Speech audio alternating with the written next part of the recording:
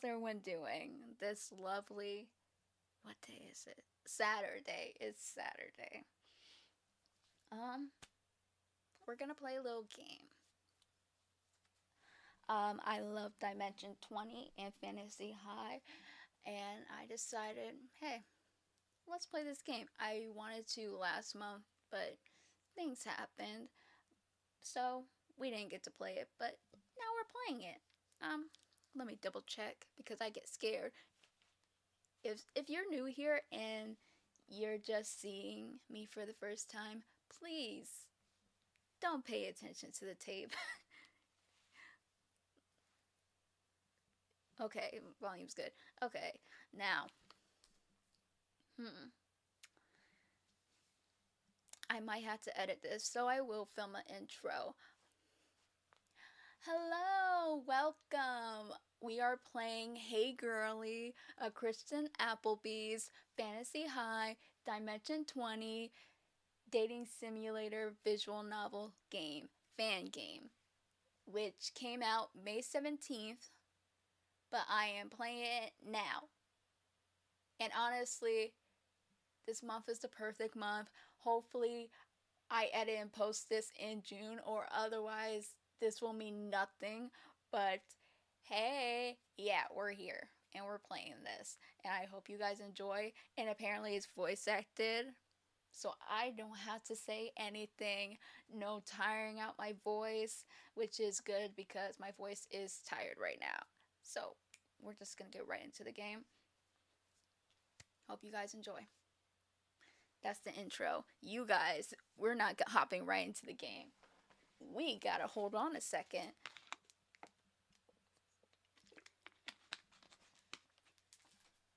Sorry, I tried to wear something more in theme, but I guess this is kinda in theme, but that's a wild joke to make. Um, yeah, I don't have rainbow, nothing. I just did my best. Uh, I'm cutting that out. Once the stream is over, I will be cutting that out. Because I don't know why I would make that joke. Anyways. Oh yeah, this is 200. There's 220k words in this fan game. And it's free. But there's also like what would I call it? You can get bonus material if you donate to some things that might get me in trouble with YouTube, but if you donate to some things, some good causes. Hey Benji, hi, thank you for making it. Yeah, we're about to hop into the game. I was talking about 220k words in this fan game, voice acted, concept artist. Like, I'm excited, and I think it should be fun for people who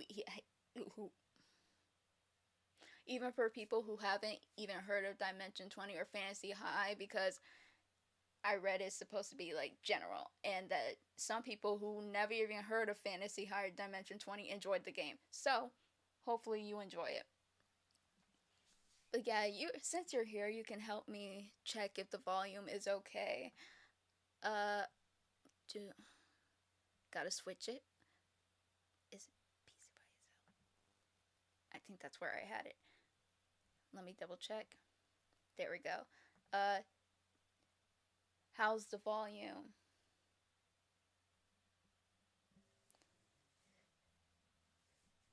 How is the volume compare to my voice? My voice, my voice, my voice. How is the volume?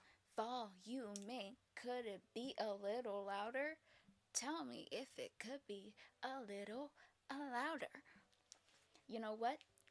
I can check myself. But you can have the second opinion. A, A, A, A.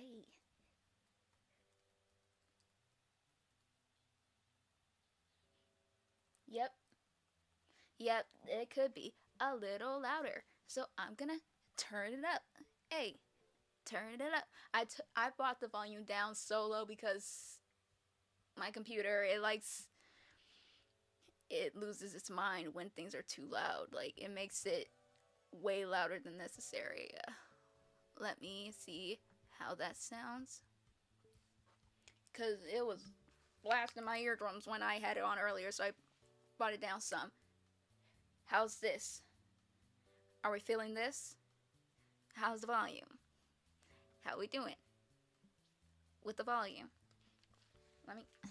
I'm gonna check once again on my own. Let me check. Oh, on my own.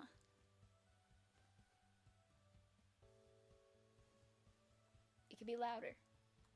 The music could be louder.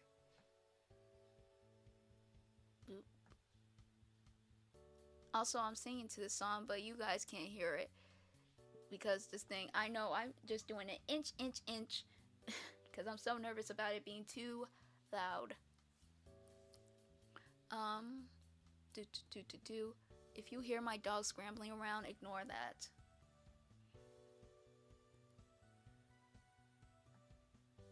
Okay, I'm gonna do it louder, way louder. Hopefully it doesn't overwhelm anything. I'm giving. Okay, how's this sound? Is it better?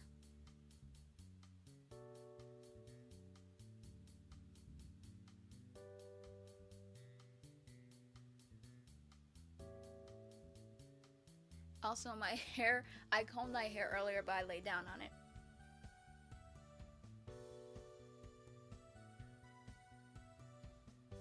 Oh my gosh, my dog. Benji.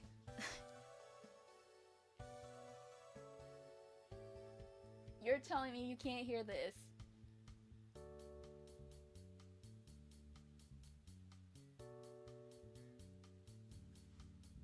I'm gonna turn it up a little bit.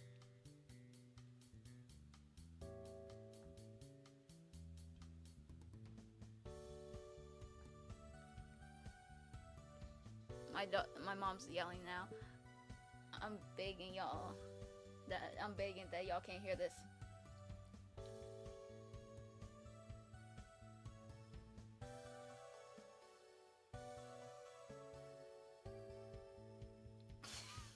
I do know that. Oh, Severus update. He's doing good so far. Looks like he's getting better. That's good. I think I read that out loud already, but I don't know if I reacted. Okay.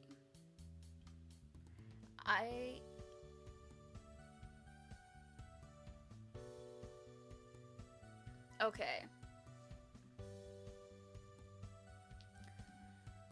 Okay, how is this volume? Because I'm probably gonna talk at this tone this whole time. Let me turn the mic more towards me. How do we feel? Good? Is it balanced?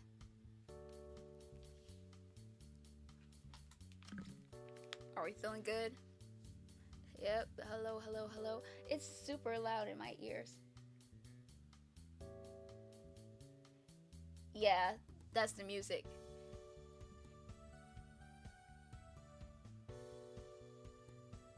The music that is doing the ticking. It's a boom, boom, boom, boom. I'm getting really into the songs.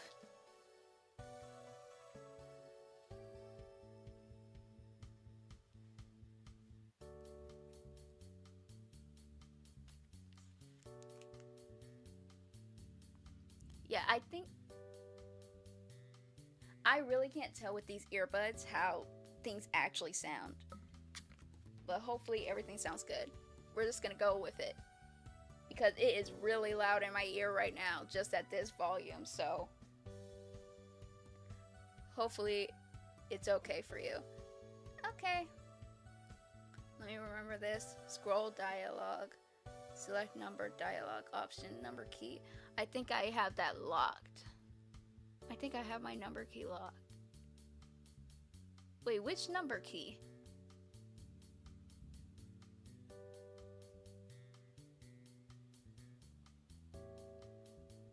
Okay, you know what? We're gonna keep it pushing.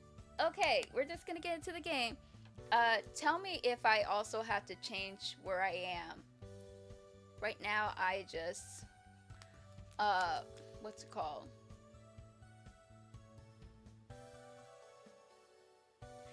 Here's the thing. I can. You can adjust the sound for the stream and, oh, the stream and yourself. Yeah, no, I can't do that. Actually, I can, technically. But I try to keep it similar when I'm playing the same game.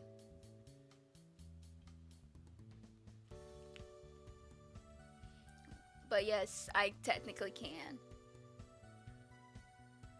And also, OBS lags to me because sometimes I'm like, oh, this is a decent volume, and then when I hear it, it's like way too loud or way too quiet. Right now, this is saying that it's louder than me.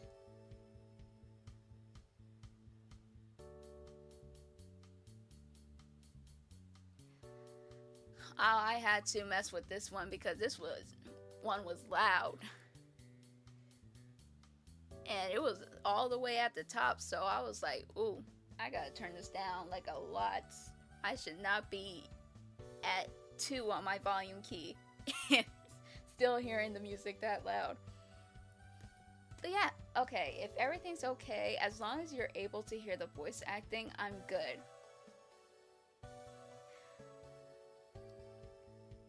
Let's hop into the game. Yeah, I already told you. Tell me if I need to move my face cam. My name is... Fuck.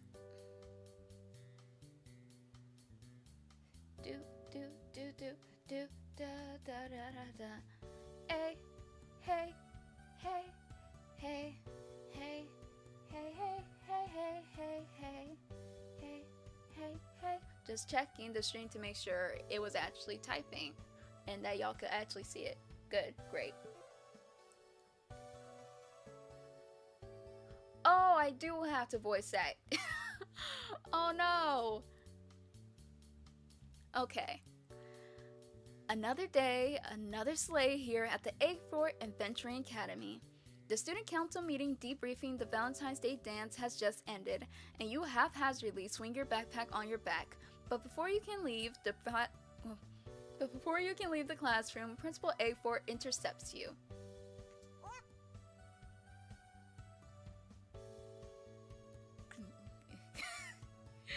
Oh no, I'm gonna have to voice act. Okay. How am I gonna do his voice? How does Brandon do his voice? Kristen, a word? I don't do who me.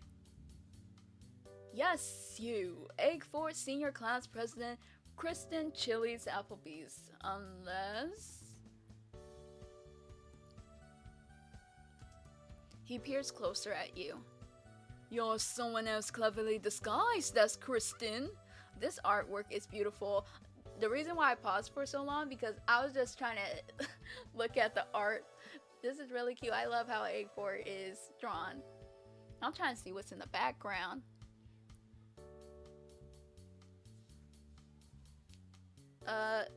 Hold on a minute.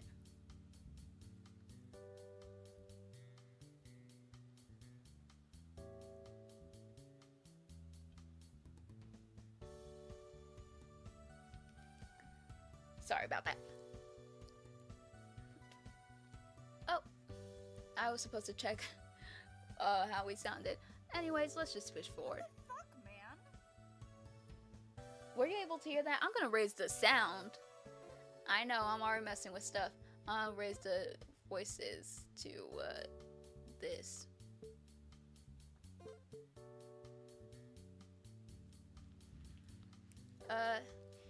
He waves his hand and you feel a wave of dispelling magic brush your skin.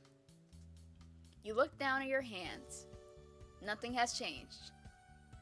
But good on you for keeping me on my toes. What I have to tell you must not fall into the wrong hands.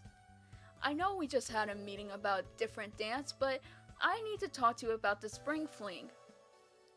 He lowers his voice to a whisper. As you know, we have many clerics here at Eggfort, and a lot of clerics means a lot of different deities represented at our spring fling. Oh!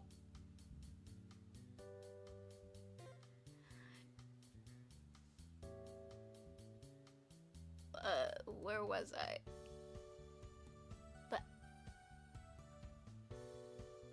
But you nod, what's his point? Okay, that's what I missed.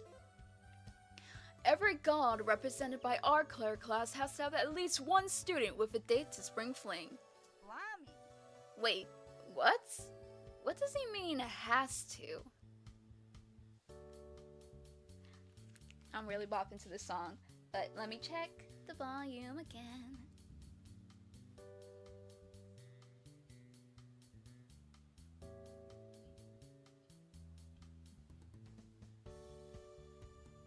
I'm turning up the volume. Okay.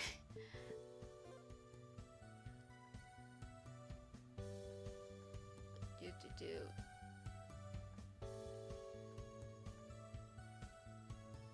And then voices.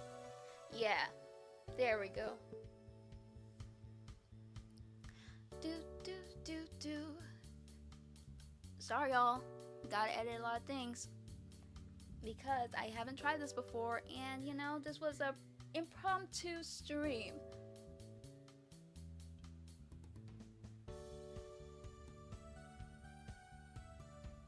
Okay, yeah. That should be a little better.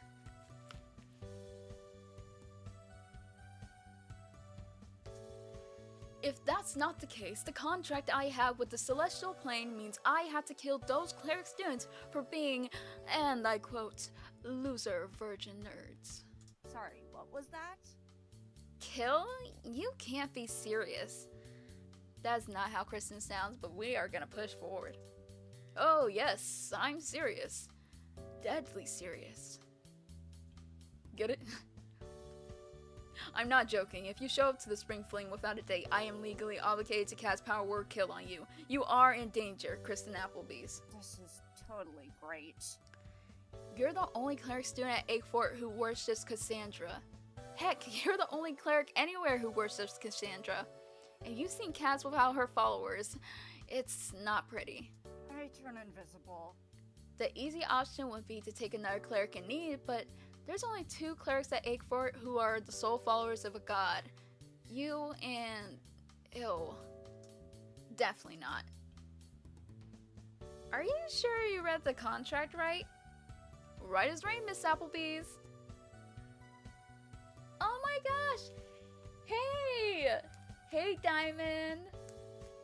I literally, this is such a random game through that you decide to hop in on. This is a fan game made of, what's it called? Of a D&D show I watch. It's called Fantasy High Dimension 20. But it is a dating simulator, so either way, we should have fun because, you know, we're dating. But no, it is a fan game, not a professional, you know, company-made game, but it's actually pretty good. No disrespect, but low-key better than, what's that dating simulator we were playing? Dang, I forgot what it's called. You know the one. Dang, not Power Word Kill for no date. Guess I'd be dead. Yeah. We got 8 weeks to, not die.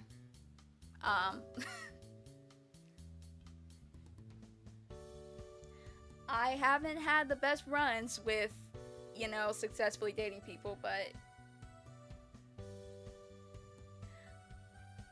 yeah, some indie games are good. Validate, that's what it was. Yep. Validate. Low-key, I only played a couple minutes and I'm already like, oh. Validate was beaten. What a shame.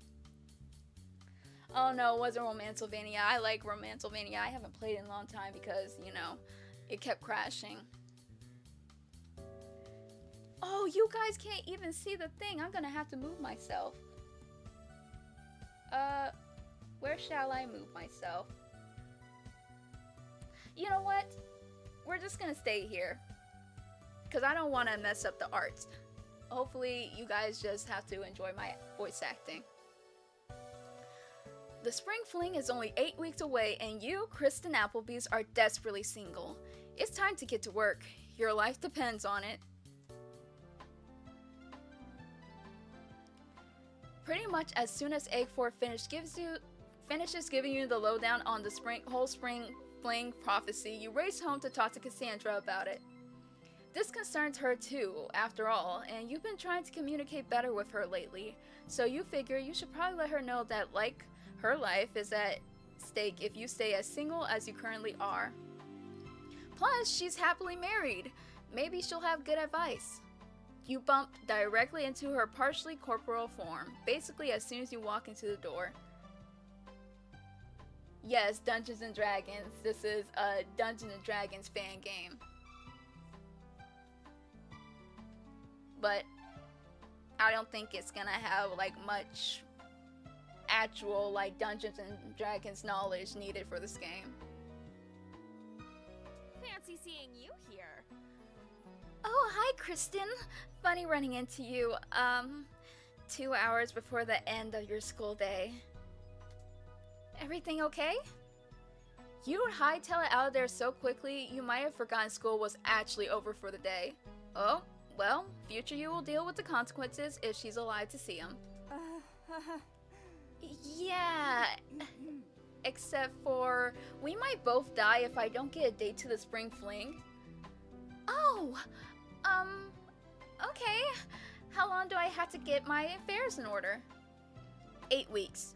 Wait a minute, get your affairs? Hey, I can totally land a date in 8 weeks. Cass laughs at you. You roll your eyes and stick out your tongue, super maturely. Having a godex who's also your friend is kind of great, but right now you need her to maybe stop making fun of you for being a loser.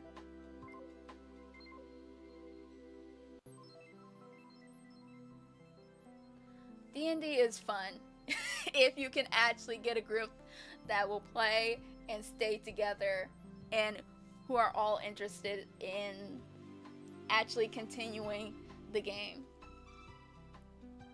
And it's actually, despite like the big book you see, it's actually interesting. I know, right? This artwork is so great.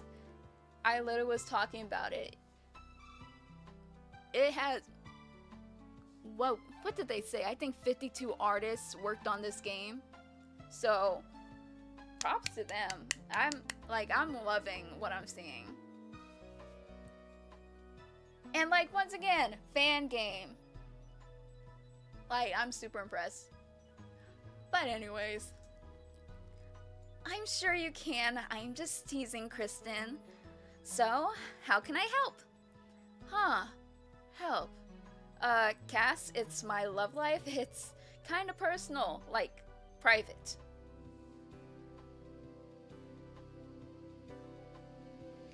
My experience with D&D is just honestly BG3. Yeah. Benji, I pray that you get a game in. A group will accept you and you will play a game. But honestly, I haven't played in like a year now. You don't know Baldur's Gate 3?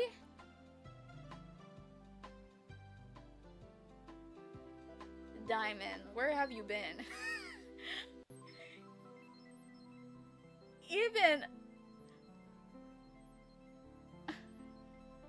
I'm genuinely shocked. I know it's not the... I know it's not Fortnite level, but I thought, like... Yeah, okay, you do know it. Because I was about to say... There's no way.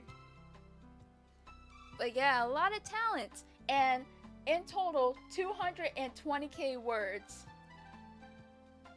Yeah, it's connected to D&D. It's like you roll a dice and certain outcomes happen. I was gonna play it. Benji, don't do that. I am gonna play. I swear I'm gonna play it. I have it set up. Yeah, I'm gonna play it one day. I just need to get into the mindset. I swear. I'm not gonna swear, because if I swear and it doesn't happen, it's gonna be a bad look. But yeah, if I were to play, it would be in September. So, yeah. I'm not gonna get criticized right now. I have memes I can't share with you yet. Well, you know, you'll be able to share them in a few months, maybe.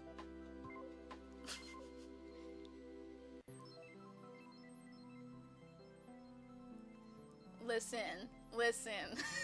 3 months, that is easy work. That's not even a baby, you know? So, yeah, 3 months and maybe we'll do it. Because you were so private when you were dating Tracker, or when you were trying to get over Tracker by dating Girlie, or when you broke up with Girlie because you still like Tracker, or when... Okay, Mercy, you win, I get it. You know a lot about my love life. So, does that mean I can help? Yeah, sure, okay, you can help. It's not like I have any idea of who to even ask out, though.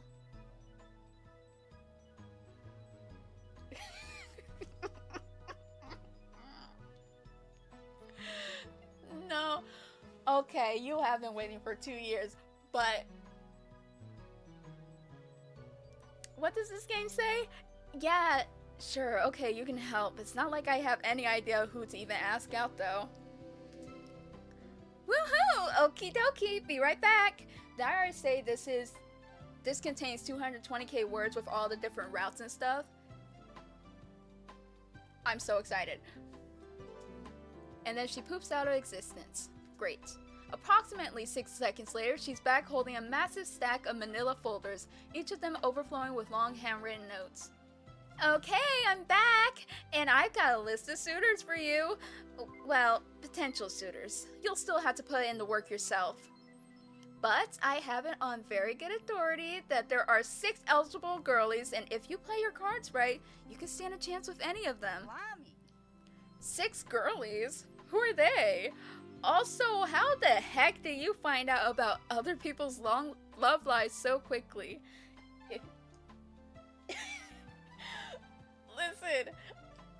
Listen. 2 years. You know, I have no excuses. I can only say I did attempt at least one time to play it. But I will play it. How's the volume? I keep having to take my headphones off because the volume is a little loud for me. But if it needs to be louder, I will make it louder for y'all.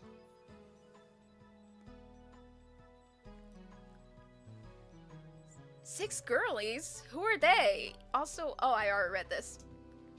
Oh, you know, God's talk. You try to imagine what weird, crazy, on-call gossip circle your beloved goddess might have with Ankara and Galicia and Ruvnia. I've watched Dimension 20 and I don't know how to say these names. And Cassandra knows who else. You hope she hasn't revealed anything embarrassing about you. You also sincerely doubt she hasn't revealed anything embarrassing about you. Hey, listen! Anyways, let's see. Well, obviously, Tracker is single now. Nara too. Nara's in town? Yep, she's a foreign exchange student at BCU right now. Same school as Tracker. They both hang around Elmville a lot, actually, but not together. At least Galicia hasn't seen them together. So that's one confirmed member of the Godly Gossip Circle. The Gossip Circle.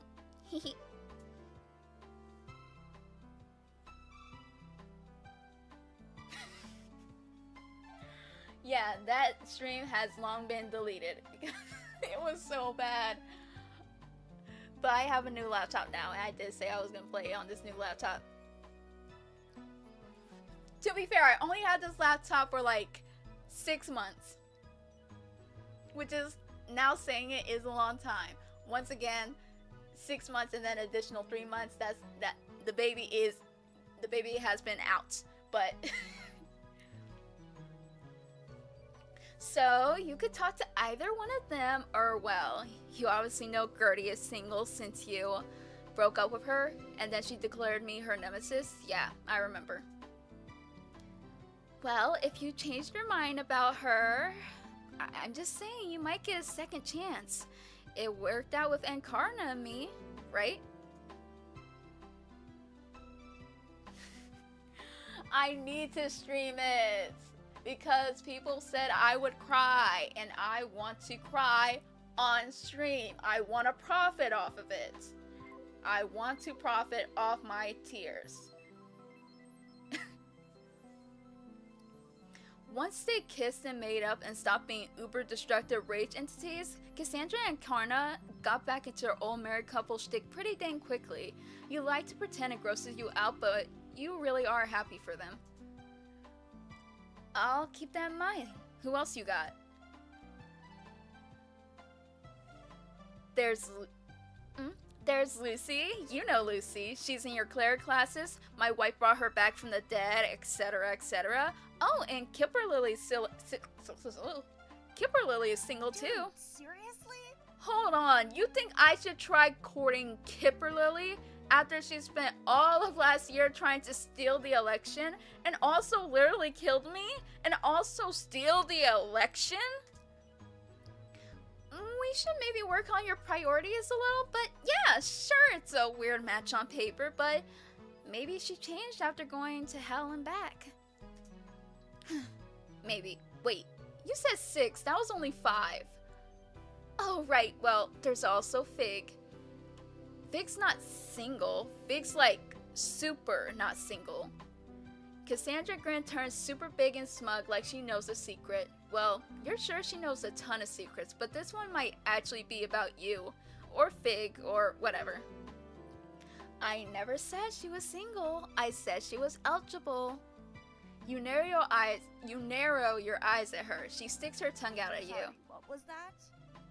What do you know? Only what my wife tells me, which is that yes, Fig may not be single, but that doesn't mean you don't have a shot.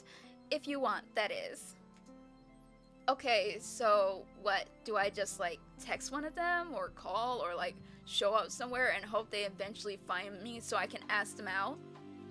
I may or may not have also found out where they're each gonna be hanging out this week. You have so much information in your brain. Cassandra flips her hair, looking very pleased with herself. It's what I do. Anyway, you probably got time to set yourself up on 3 dates per week. And once you get there, all you gotta do is show up and be your very best self. Alright, I'm ready. Lay it on me. Okie dokie. Let me see what y'all are saying.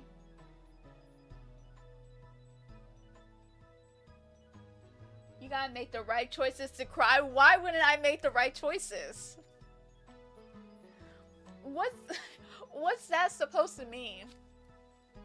If I make the right choices. I always make the right choices. Yeah, I'm a true content creator. Why am my backlog so long? Because I gotta get everything on camera for everything I play. Yeah, I barely play games, and if I'm gonna play a game, I want it to be seen, so you guys can see my live reaction to everything. Except for Fortnite. You guys will not see that because I get too angry.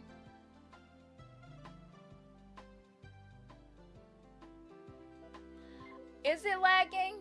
Tell me if it's lagging. Benji, you're the only other one. There are choices that are sadder than others. Oh, okay. So it's not about the right choices. Well, hopefully, I don't make the wrong choices. I could be fully lagging right now because, you know. Okay, because my Wi-Fi has been acting, I don't know what's wrong with her. She's been acting very weird. Like, you gotta pick the sad one. Okay, because I'm about to say wrong choices. When have I ever made wrong choices. Do not look at this channel. I have always made the right choice. Do not look at Wolf Among Us. I have always made the right choice.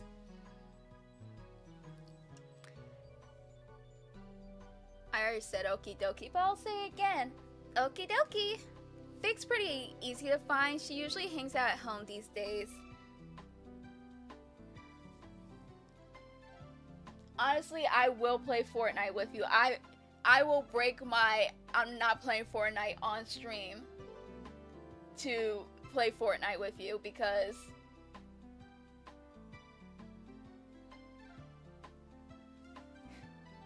oh, I made a wrong choice and it hurt my own feelings in the game. Yeah, that happens. Once again, Wolf Among Us. Fortnite collab coming soon. We gotta play. I'll warn you right now. Benji, you gotta get on Fortnite. I was about to say I will teach you, but I am not a good teacher. I am not patient.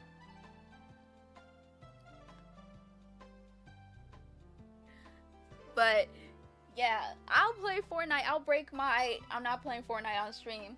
It's because if I play solos or with a random squad, I will genuinely get angry, and I don't think that's entertaining to watch.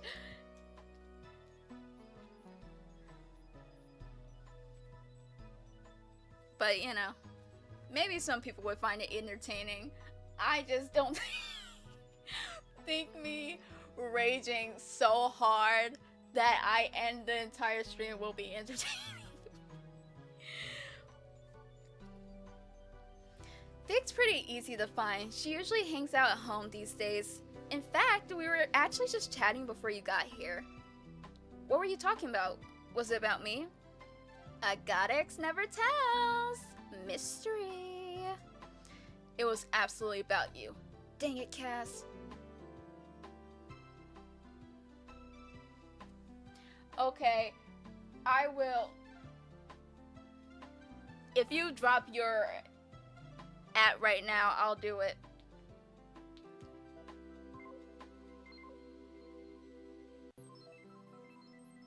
I'll write it down.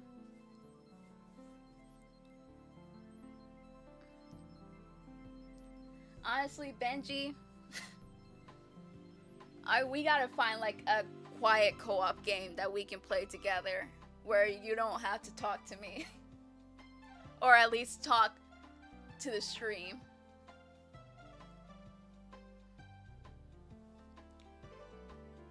Also, if you're wondering why I'm not swearing, it's because usually, first off, I don't usually swear. Secondly, my parents are home. And I don't think I would get in trouble, but I'm traditional. You don't swear in front of your parents. Or generally anyone older than you.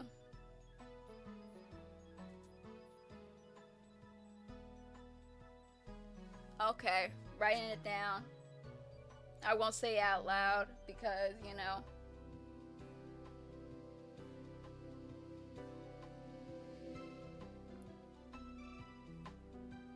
I'm gonna have a weird username, but it will say book.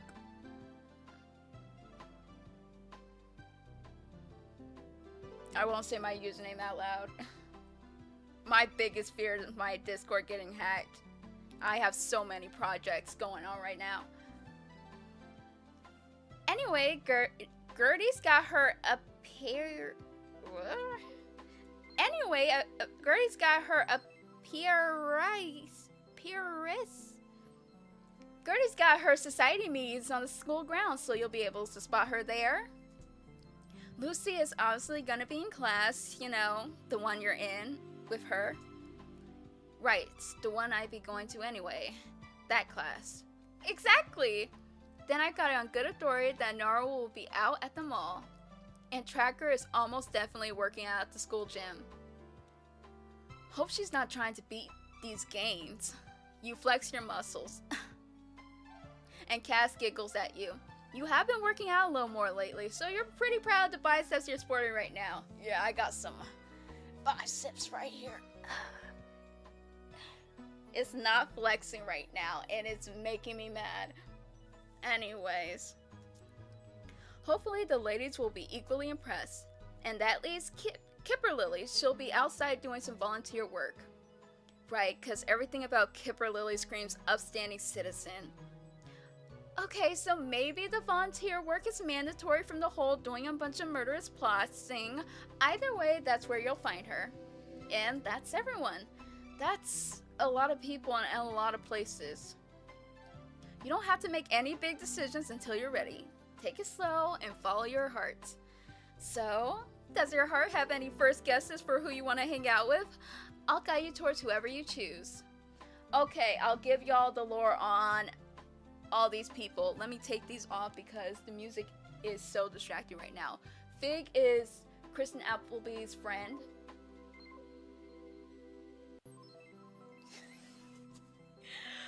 Oh my gosh, don't say that. They're there. I swear they're there. It's just not working right now. I got muscle. Yeah, you can see the names. I don't have to worry about that. You remind me of myself so much. Yeah. We are basically the same. Oh my gosh, my hair is so flat. Anyways, Fig is my best friend. Girlie is my ex that we used in order to get over Tracker, who's my ex, and we went with Girlie and the relationship didn't work out, and now we're considered nemesis. And then Kipper Lily, she tried to murder us. We were against each other in an election, and she tried to steal the election by cheating. Lucy is... Who's Lucy again? Oh, Lucy is a girl who was murdered by Kipper Lily, and she got resurrected. We don't know anything about her. Tracker is my ex. We keep, you know, she was my first she was my first what's it called? She was my first lesbian lover. And then, you know, things happened, we drifted apart. And then Nara is Tracker's ex. So who are we feeling right now? I heard that this first decision affects like your route, so I want to make sure like we choose someone and we're gonna keep to it. Right now I want Tracker. You know, the first love. You can't go wrong, except you can't go wrong, obviously, clearly.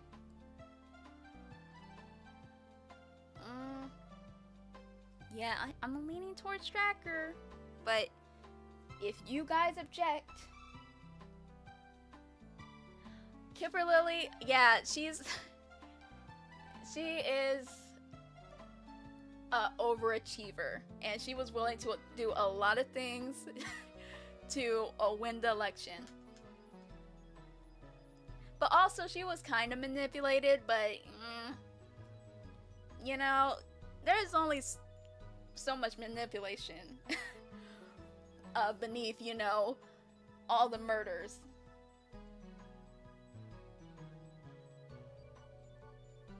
I didn't even notice you said Killer Lily. So, are we feeling Kipper Lily? I'll do Kipper Lily. I don't mind her either. I don't mind enemies to lovers.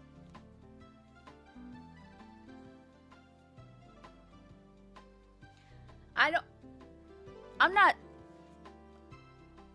against friends dating each other, but I just don't want to date my friend. Even though I know it's in game, so I don't have that personal relationship. I just don't like, we're friends, I want to keep it that way. Not Kipper Lily. Okay, we're going with Tracker. Lots of history there, not enough closure. Is closure what you want there? Because it's okay to want to try again. You've both grown a lot this year. Oh, I'm so excited for you. This is gonna be great. You'll see. Okay, time for your first date. I'll leave you hints if you get stuck on where to go. Do you think you're good, or do you want any more tips? Give me the rundown. If you want to review what I just told you about the Elmville's hottest bachelorettes, I've added some notes for you. Take a look. Oh no. Oh no. The American education system failed me. God is a mystery.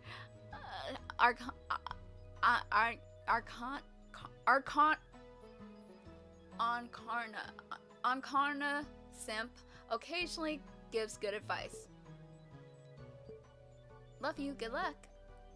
Egg 4 dropout, professional archdevil, amateur paramour, friends with benefits? Wink wink. She's hanging out at home. The society meets on the school grounds. Senior at Egg Fort, the bee's knees, still wants to be Kristen's honey. She's been doing a lot of volunteer work outside.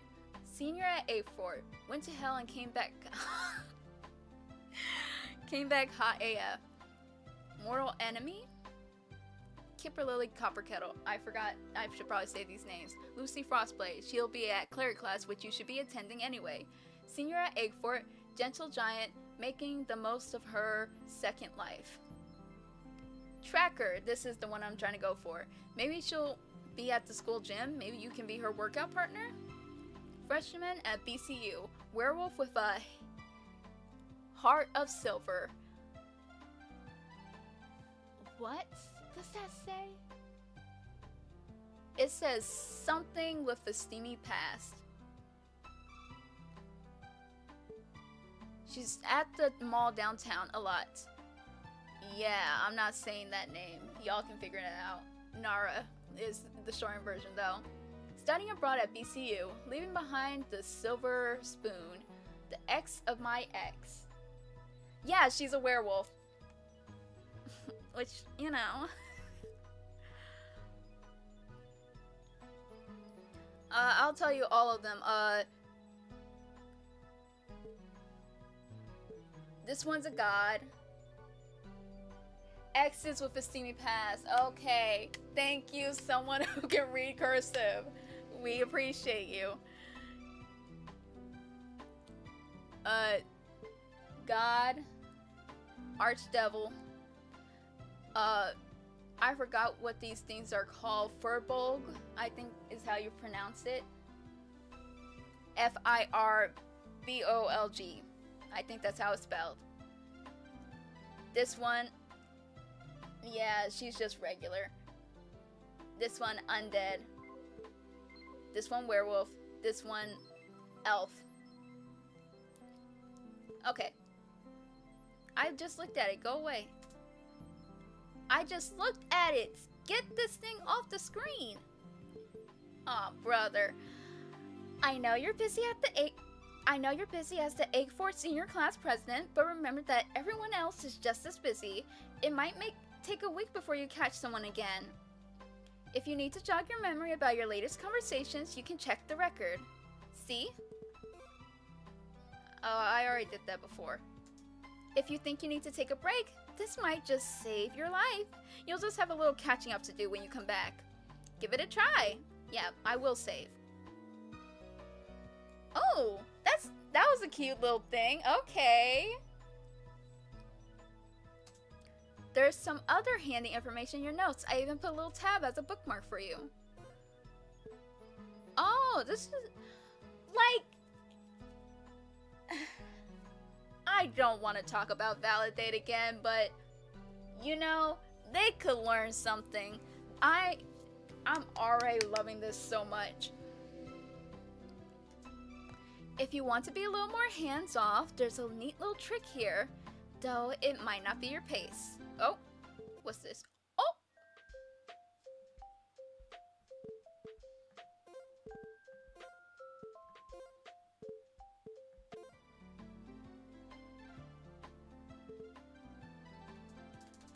Fancy seeing. Yeah, that was my mistake. Lamb. Hey, listen.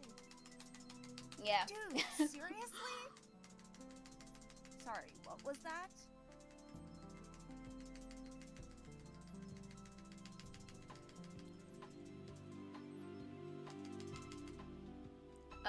Tracker. We already did that.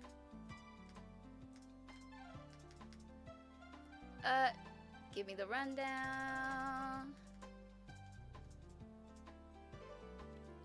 So, what would be Kristen where to first? Oh, I didn't even have to do all that. My bad. The girl was at the gym. What? Where's the gym? Mm.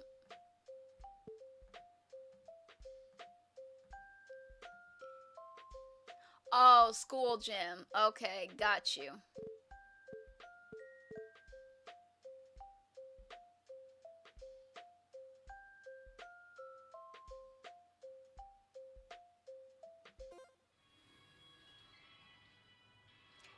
It's a brand new day, and you absolutely can't let these newfound gains go to waste. You know what that means? Gym time, baby! The gym's the same as it always is, which to say is kinda nasty, but it gets the job done. The usual crowd here is all the jocks and adventurers and the people trying to impress the more martial members of their party. Fabian is on a yoga mat in the corner doing a truly heinous amount of sit-ups. Show off. Weird, there's a lot of non-students here too, plus a bunch of equipment you don't recognize, but everyone's minding their own business and working out, so it's probably fine. You know the drill. You grab a wipe and scan the gym for any free equipment. The cable machine's occupied by a gelatinous ooze. Okay, didn't know they had muscles, but cool. There's a bunch of giants you don't want to mess with crowding the free weights. Besides, you could totally beat their PB. What is a PB? Maybe you could practice climbing, since you keep falling out of windows. It seems like a great decision, so you make your way over and see Tracker? Has she noticed you? Can you sneak away and come back wearing something cooler? For a moment, you seriously consider it. Then her mouth curls upward into that familiar half smile, and she flicks a finger gun in your direction. Okay, nope, she's totally noticed you. Great. Is your hat on straight, at least? You aren't even wearing a hat. You walk over, butterflies in your stomach, and heart beating a mile a minute. Pretty sure you can actually feel Cassandra paying attention, as always, when it involves your love life. She likes to make her presence known. Hey, a stranger. Okay, you're not gonna mess up. Again.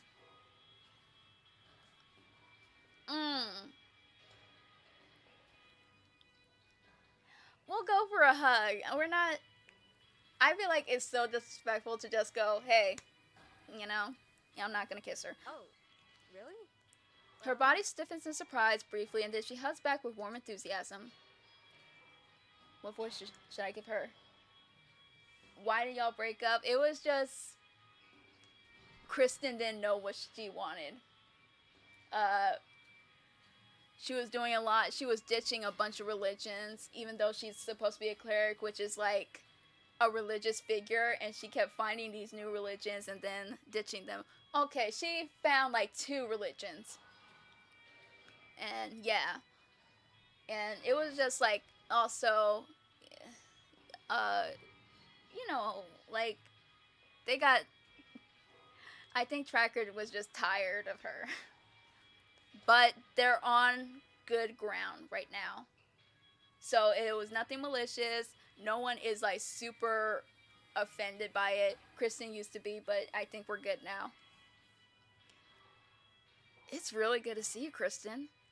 It's really good to see you too. Do you have to pull back? Do you really have to? Yeah, probably. It's getting awkward now. So that's, yeah. So MC is indecisive and wishy-washy. Yeah, pretty much. Oh, what did you just say? Okay. You do, clearing your throat. So you came here to work out? Yeah, I gotta maintain these puppies somehow. You flex. Why are you flexing? Put those bad boys away. But see if she looks impressed first. Is it just you, or does she look a little impressed? Please be impressed. It was just you. Ah, well. Wait, Why are you here? Aren't you going to BCU? Tracker sighs. After the Egg Fort gym got destroyed, your principal decided to just take my gym downtown and put it here. I like my gym. I'm not losing it just because. Anyway, I was gonna go bouldering today, but my spotter kind of ditched last minute. Unless I can spot you. That sounded too eager. If you want. There we go. Tracker gives you a long look, hands on her hip, eyebrow cocked in suspicion. Have you ever spotted anyone before? I can't. I don't want to push too hard. I'm not gonna say how hard can it be. It would be either yeah, no, but I'm happy to learn, or 3. I like causing problems. This is why I keep failing these dating simulators. Or at least getting the bad routes.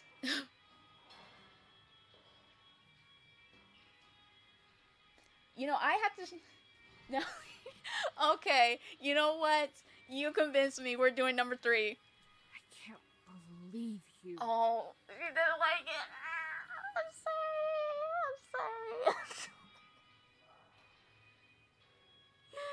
You didn't appreciate the joke. Oh my gosh. Never mind. Wait, sorry. I really don't want to get hurt. Oh, brother, you might have messed this one up. It's what you're best at. I can take this seriously, I promise. Please, I want to help. Another thing with her, she doesn't take things seriously sometimes. She does joke around a lot. Which is a problem when Tracker is looking for someone a little more mature. She looks you up and down, trying to judge the veracity of your words. I hope I said that right. Finally, her expression softens. Alright, just don't let me break my neck, okay? She gives you a rundown on how this works. It's a lot more to keep track of than you thought, but it's not too complicated. You've got a handle on it. Okay, I'm getting it. Tracker grins at you. It's familiar. Bye, Cassandra. You missed it. She walks over to a corner near the wall with a couple of random bugs, reaching in and... Okay, chalk. Makes sense. She claps her hands together to get rid of the excess, and a little bit of the powder ends up on her nose. How is she still so cute? It's unfair.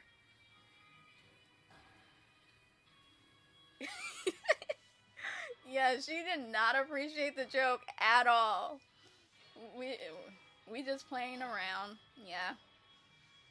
Okay, we can't mess this up anymore. I want this to work out with her. Yeah, we got our one joke in, we're done.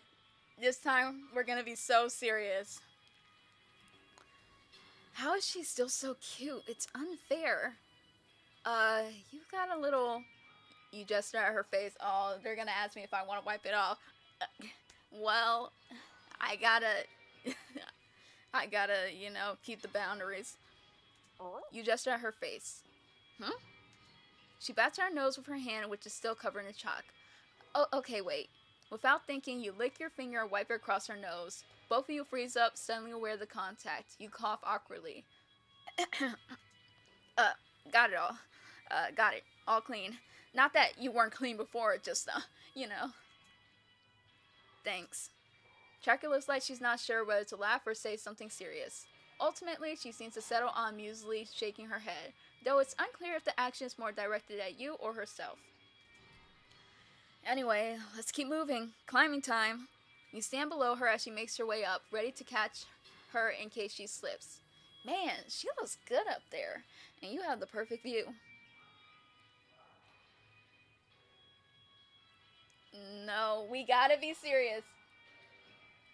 That's what I'm saying. I was like, I get your exes, but I wouldn't have done that. Even if you're in a relationship, don't spit on my face. Yeah, there was no towel. You didn't bring a towel with you to the gym. But we're gonna keep it pushing. I'm gonna be serious. Focus, dummy. This is a serious climbing class. You heroically resist the urge to just ogle her in favor of focusing on, the job she gave you. Tracker asks you to take this seriously, and you will. As it turns out, though, you don't really need to do much. Tracker's actually pretty good at this. Did she have to climb a lot and found now? You'd think you might have asked her in one of your letters. This might have been around when you stopped writing, or maybe when she stopped responding. Okay, nope, you're not going there now. You can cry about that over a pint at Bazaars later. Lock in for real this time. Oh, she's at the top. When did that happen? Tracker grins down at you, face sweaty. Devastatingly, it doesn't make her any less attractive. How's the weather down there? A cool 65 and partly cloudy. You sure not gonna get altitude sickness up there? I know you're not used to being tall. Tracker rolls her eyes, but she's still smiling. Low blow, you're barely taller than me. I wouldn't call it barely, but okay. She very maturely sticks her tongue out at you. Okay, I'm on my way down. She makes her way down more slowly than she made her way up. Once she's about halfway down, she just, Ugh. She lands on her feet, on you. But it's okay, you were ready to catch her. Nice catch. Nice fall. You stand there holding her for what's probably a little too long. It isn't until someone coughs behind you that you realize you're probably hogging the, wall. You put her down gently. Tracker leaves her hands on your waist for a beat longer than she needs to. We're in there! Yes! Thanks. Appreciate it. Anytime. She looks you up and down again. This time less assessing and more interested? Maybe? Is that just you again? You got a little... She gestures to the faint chalk marks on your hips, and her cheeks color a deep red. You don't think it's just you this time. Oh, you better not be blushing. You're definitely blushing. Nat 20. Anyway, where were we? I think you were in the middle of saying I'm your hero and I totally saved your life or something. Nice save. Tracker smiles. Small, a little uncertain, but real. I don't think I said exactly that. I meant it though. Thank you. I meant it too. Anytime. Duly noted. Tracker's smile brightens, then to your surprise, it just as quickly drops. A furrow emerges in her brows. Kristen, can I ask you something? I turn invisible. There's still time to jump out the window. No, wait, not this time. You're responsible, Kristen, now. Sure, yeah, sure, whatever you, what's up? I guess... Why did you come over? I mean, I know I called you over, but you could have, I don't know, made an excuse and went off to work out. We haven't been exactly the best of friends lately, so what? Why do you hang around with me today?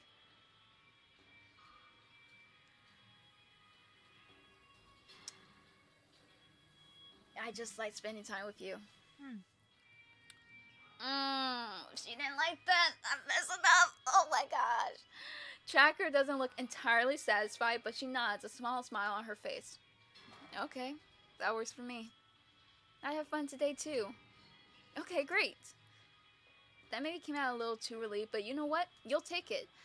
I'd like to hang out again soon, if you're free. Tracker's eyes crinkle with a hint of something. You're still not sure what, but you think you'll really like finding out. Well, I hear the Centaurs rodeo's in town for a few weeks. Right here at Egg Fort's Blood Rush Field, actually. Yeah. Well, it was voice acted for me. Oh? It's, a new thing I'm trying. Yeah, alright. Huh? Yeah. Oh, she did it for me. Thank you. Someone's calling. Hey, girlie. Tracker and I are going out again, I think. That was an invitation, right? It was definitely an invitation. Okay, great. Spring fling, here we come. Hey, listen. There's a difference between a rodeo and a dance, Kristen. And I think Tracker's gonna need a lot from you before she agrees to something that serious. Can you try a little harder? Okay, we made one joke, dang.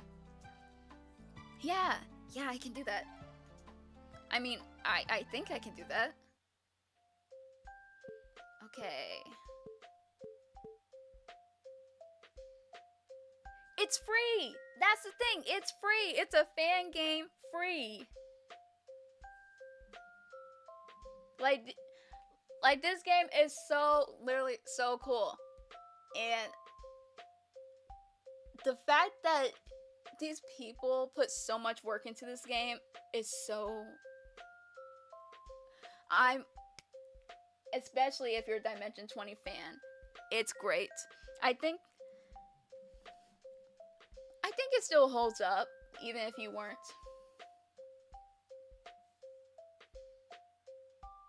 Voice, and thank you for the voice acting compliment. I'm really, I'm trying to get you immersed.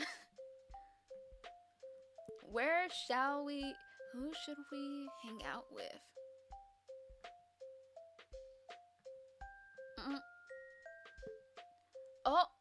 Oh, we got half an apple with her. Dang.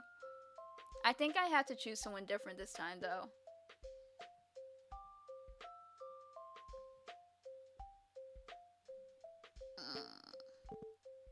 Can I not go back to the school? I don't think I can go back to the school. I'll go. You know where we're gonna talk to Kipper Lily.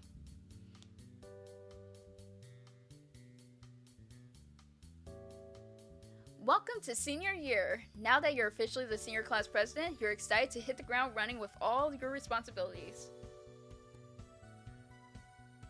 You could actually do voice acting work. I have tried to do voice acting work. I take that as a compliment. Thank you. I've been taking classes, and I've been auditioning. I haven't been successfully auditioning, but I am creating an audio drama this summer. That's the big project I've been working on. I won't be voice acting in it, but I'll be voice directing, and I'm hoping that it opens more avenues to other voice actors and other projects. But yeah, thank you. I'm really trying.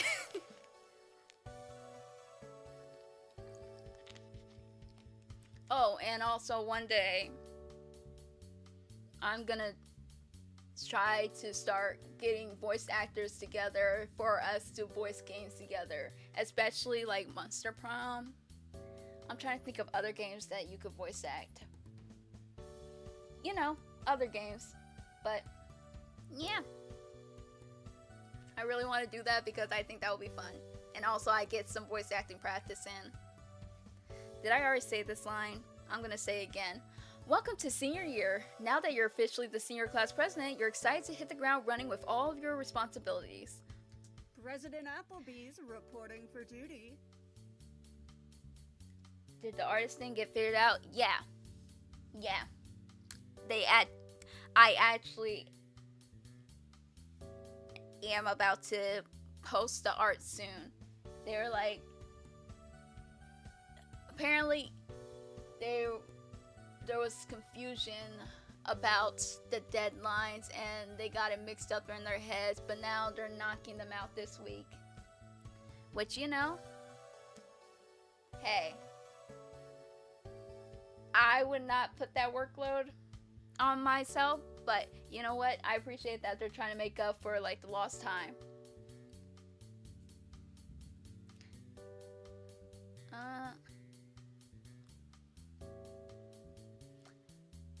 But yeah, one day I'm gonna link it to the actual project social media pages, but I want to get more stuff done before I start marketing the page, because right now we're still in production. Let me go back to what the other line was because I forgot. Welcome to senior year. Now that you're officially... Oh, I just closed out the game. Welcome to senior year. Now that you're officially the senior class president, you're excited to hit the ground running with all your responsibilities. Is what you say if you could. Is what you say if you could. Unfortunately, it seems that a bunch of your responsibilities are locked behind the door of the president's office, which Riz has told you is booby-trapped to the nines. He offered to disarm it for you, but traps reset, and you don't want to bother him every time you have to use the room, so it looks like you're just gonna need the key. You'd think finding a key to a school door would be easy, but you heard from Adine, who heard from Fabian, who heard from Maisie, who heard from someone that went missing after a certain evil barbarian teacher had a meeting with the robot principal last year. According to that same grapevine, he'd given it to someone else. A very specific someone. Someone who you have a sinking suspicion isn't going to play too nice about giving it back. But you're going to stay optimistic. Surely she doesn't hate you that much anymore, right? And surely she doesn't want to hold on to a piece of junk like a key she can't use. This should be the simplest task of your entire presidential career.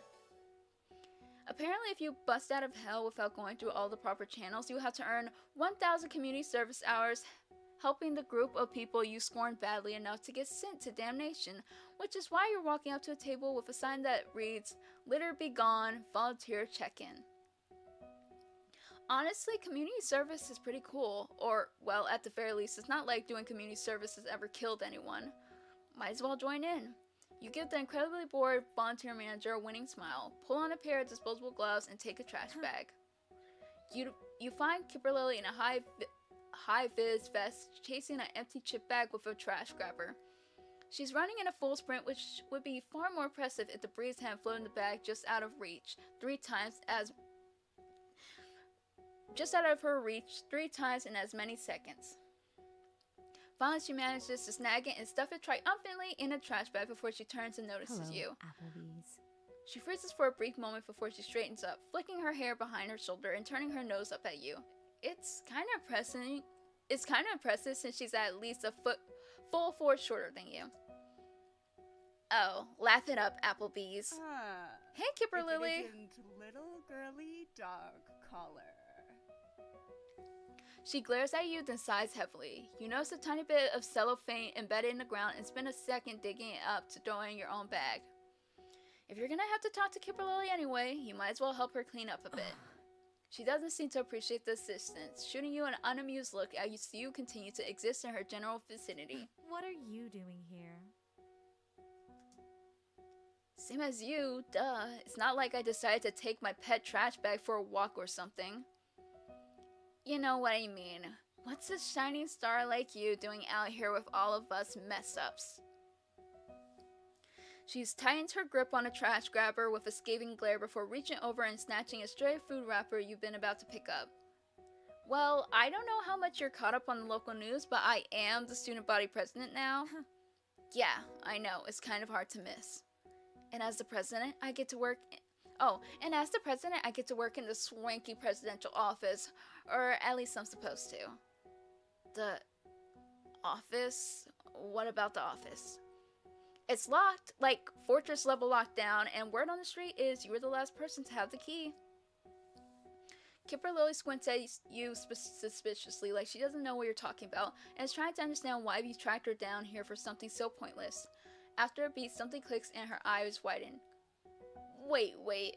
Are you telling me A4 got you to track me down because he doesn't want to make a replacement key for a random room in his own school? Aren't you bad kids like his favorite? Hasn't he been reality multiple times just to save your butts from being permadead? Isn't his daughter one of your honorary party members when she's not at her job? He's not gonna help you, of all people, to get into a room that's barely more than a glorified supply closet right down the hall from his office. Right, totally. Kipper Lily stares at you. For a brief moment, she looks almost concerned that you somehow lost Arthur's regard. Is she actually worried about you? Maybe getting this key will be even simpler than you thought. Lily Copper Kettle wins again. This is the best day of my life! Totally great. Never mind. Kipper Lily smirks victoriously before turning as if to walk away, potentially taking your only chance of getting to the office with her. Wait! Can't you just give it to me? Why would I do that, when it's much funnier to see you groveling at me for it? Who's groveling? I'm not groveling. I'm just asking. Please? And I'm saying no. What are you gonna do? Fight me for it? Oh no. The big bad Claire is gonna stop me from doing my due diligence to the community? She mockingly clicks the trash grabber in your face. I totally beat you in a fight, first of all. But what's the need? It's just a key. It's not like you have any use for it, right? I found plenty of use for it, for your information. Oh, right, the traps. You imagine what Kipper Lily could do with free access to the office. Maybe she sets up a series of new, increasingly more elaborate and deadly traps waiting for you to trigger the instant you step inside. You already trip over the ugly carpet Jawbone insists on keeping in the living room basically every morning. No, unfortunately, she's picking up trash due to her, murder attempts.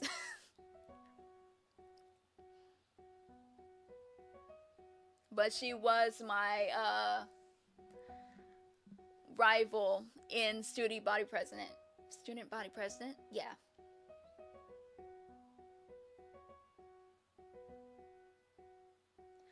Kipper Lily is just simply a hater because everyone knows, like, clerics, they're kind of strong.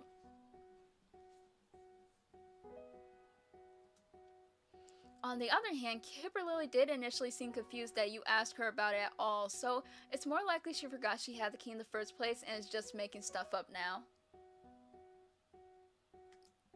That sounds like something she'd do. There has to be a way to convince her.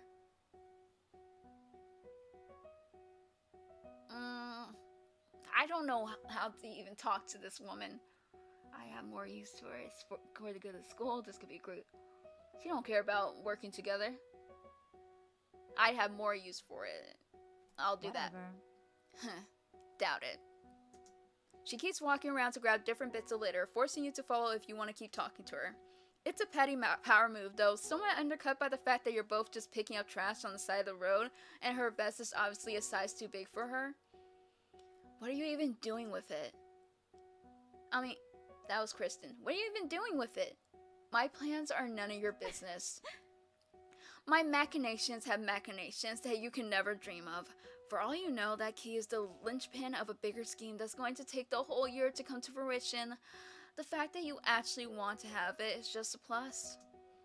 I suppose I'll give it to the next president at the end of the year, though.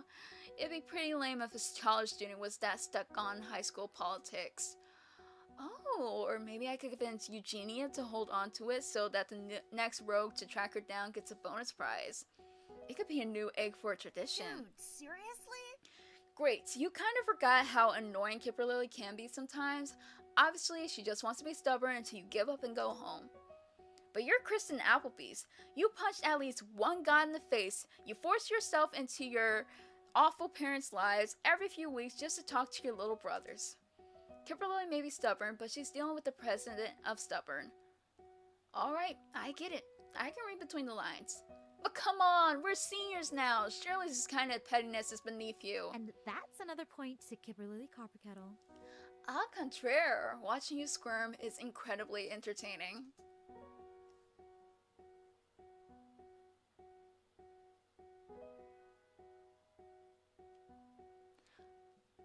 It could probably get you some brownie points and maybe knock a couple hours off of community service. Oh, how generous, Applebees. Only 997 hours to go? That's like a whole 2 class periods. I could kill 4 rats in that time. Come on, we can make some kind of arrangement, a deal. You scratch my back, I scratch yours. You give me the key, I do something for you. I don't need or want anything from you, Applebees. Right now, all you're doing is getting in the way of me filling this trash bag and defending my title. Your title? Of the most efficient volunteer in the entire group. The group that picks up trash. Ugh, whatever. Kipper Lily freezes before scowling, as if remember that this is supposed to be embarrassing and not an accomplishment that would garner any kind of respect outside the group, or even within it. Honestly, I don't like enemies to lover. I really don't. Especially like the bullying ones. I'm like, yeah, no. Not a fan. But Kipper Lily is interesting. So I don't mind going this route. I'm still leaning more towards Tracker. But I don't think I would be able to choose her. So I just decided I'm just gonna go to this one. Just to see what's up. doesn't matter. The point is, I'm in the middle of something and you're getting in my way over a key so unnecessary that nobody's given a ding dang darn about it in years. If you can't figure out how to get through a single locked door, you don't deserve what's inside. I'm not doing a thing for you unless you make it worth my while.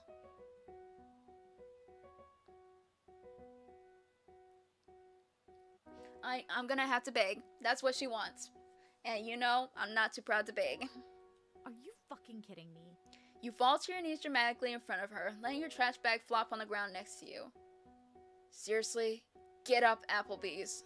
You're really this desperate to get into that office? You know you don't need anything in there to do the job, right? I don't think Maisie set foot in there once last year. Hey, I'm taking this role seriously. If there's stuff in there that'll even help a little, then I definitely want it. She narrows her eyes at you, looking you up and down as if searching for a sign of some trick.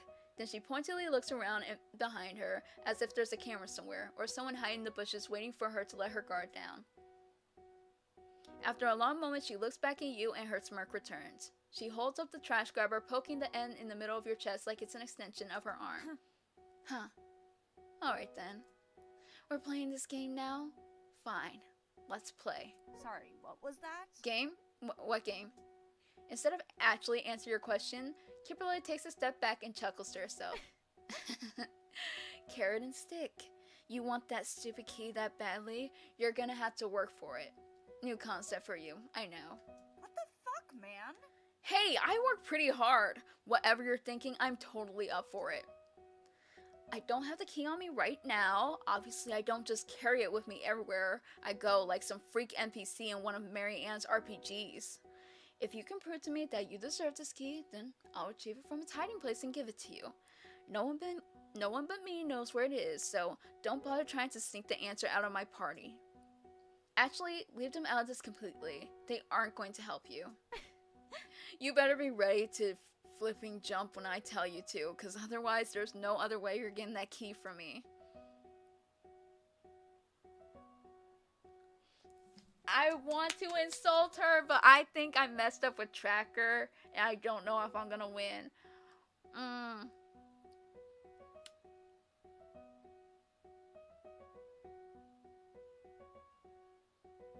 I gonna be the one jumping little doggy girl color? Oh. Okay, fine. Challenge accepted, Copper Kettle. Is that so? You better be prepared. You shoot Kipper Lily a determined grin and she scoffs. It's agreed then. Wait. I'm gonna need to track you down after this, aren't I? Here, give me your phone. She takes your crystal, ties something into it, and hands it back. It's a new contact. The name is just the letter K. It looks like she already texted herself. What, I'm just supposed to sit around at school waiting for your text? How you choose to spend your time is not my prerogative, Applebees. Kimberly picks up a crumpled half-empty water bottle, dumps out the rest of the water on a patch of grass, and throws it in her bag. Exactly what sort of stuff proves I deserve the key? That's for me to know, and you to find out. The smile on Kimberly's face is not very reassuring. Surely this won't result in anything too embarrassing, right? Right? Do you need anything else from me? Nope, I think that's it. Don't text me. Okay then, stop stealing my trash. Go pick some up somewhere else. I need to research something for my capstone project next week at the school library, and I had to make up for the litter I can't pick up then. Someone's calling. Ring, ring. The brief sesh? It's Gotta be honest, I'm not really seeing the vision here. Me either. You got her number, that's progress. She literally told me not to text her. She's playing hard to get. She's playing incredibly annoying and intrusive, you mean. You might not realize this, but this could be the start of a complex ritual that leads to something really, really good. Let's see what the Just stars watch. think. It'll all be worth it. Okay. Yeah, you can't go to places after you've been there. Okay, cool. How many? Oh, she's half apple too, even though I made good decisions. Okay, maybe I didn't mess up with Tracker.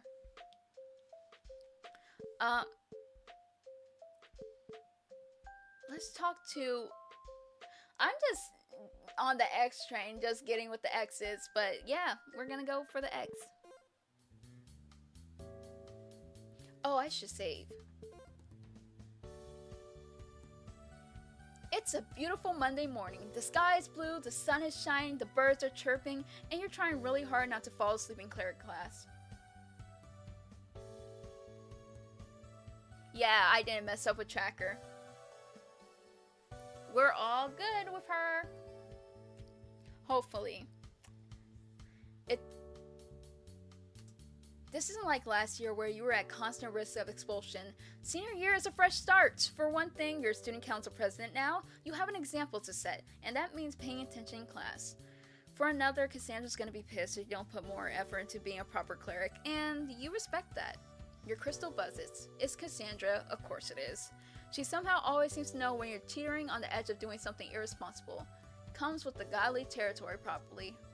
She sent you a threatening emoji of a cat holding a knife.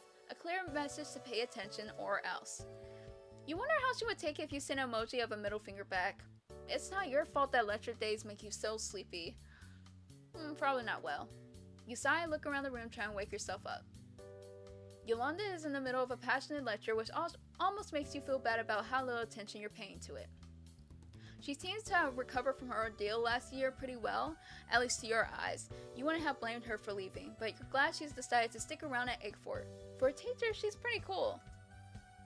Some students are sitting upright, rapt with attention. Nerds. Others are dueling as they listen or texting surreptitiously under their desk, which seems far from normal to you. Eventually, your eyes fall on the desk next to you where Lucy Frostblade sits. She's diligently taking notes, hunching over a desk that is slightly too small for her. Her sweater sleeves are pulled over her hands and her hair falls into her eyes as she leans over her notebook. You aren't Girlie. Who are you? Lucy? I thought...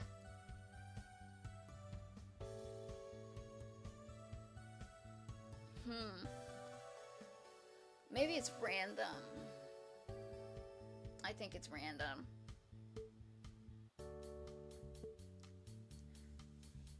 Like, a bunch of them are on school grounds, so I guess even if you click school, doesn't necessarily mean you get certain characters. Her backpack is by her feet, and you notice that she has various buttons and pins on it, including one for Bestrars. It's strange to think about how much history you and Lucy share without ever having spoken more than a few words to each other. You wonder if she's doing okay after the whole being betrayed and dying thing. You didn't take your own deaths very well after all, and without your friends you would have been lost. A vague sense of guilt fills you. Maybe you should have reached out, as one of the few people at the school who knows what dying is really like. Not to mention that she did hang out in your afterlife for a while. Isn't it kind of a dick move not to have at least checked in on her? But from what you know, Lucy and the Rat Grinders have made up, and from how many times Yolanda has made the effort to check on you in the last few months, she's probably watching out for Lucy too. Lucy's probably doing okay, right? Lucy turns a page and she looks up to meet your eyes. Whoops, you've been staring. You jerk your eyes away, embarrassed. You feel her gaze on you for a long moment. At the front, Yolanda is wrapping up her lecture. She raises a significant eyebrow at you. You'll want to listen closely to this. Oops, you didn't realize she noticed you noticing off. Yolanda begins speaking. As you approach graduation, it'll be increasingly important to build reflective practice into your daily life. As clerics, your relationships with your deities are crucial to cement your god's legacies and worship and maintain your own power. That means you also need to examine your relationships with yourselves. Your major assignment for this term is to write a 5-page paper answering these questions. Yolanda writes 3 questions on the board. Who are you? How does your deity reflect your identity? What does your faith mean to you? For the last 15 minutes of class, Yolanda asks you all to find a partner and brainstorm approaches to answering these questions. You slowly turn to Lucy. You don't know her that well, but you're pretty sure she's nice enough to approach for this, and maybe you'll get to know her a bit better. You notice that Lucy is looking back at you from the corner of her eye. So, let's do this, partner. Hey, girlie. Lucy looks surprised but pleased. Oh, sure. So these questions. Wow. Yolanda does always think of the most... That was the teacher's voice. Yolanda does always think of the most interesting assignments. For sure, she's great, but geez, 5 pages? That's a lot, huh? Yeah, if I had known I would have had to do a project this hard, I would have stayed dead. You stare at her. She stares back at you. That was a joke, right? You squint at her. You can't really tell. I thought that was funny, but yeah. You let out a laugh, but it's a little awkward. It echoes louder than you intended, and it kind of sounds like a goose honking. Other students turn to look at you, giggles sounding around the room. You cringe. At least Lucy looks vaguely amused, you think. Hey, I'm dead serious. Okay, that one was definitely a joke. You grin at her. Okay, time to move on, Kristen. You have an assignment to start. Okay. Anyway, let's see. Who am I? Well, that's easy. I'm a bad kid. I'm a cleric. I'm a student council president. Yeah. I'm a lesbian. Lucy's mouth tilts up just a little. Most of those are titles, though, aren't they? Is that what the question is asking? Lucy is right. You might need to think about this a little more.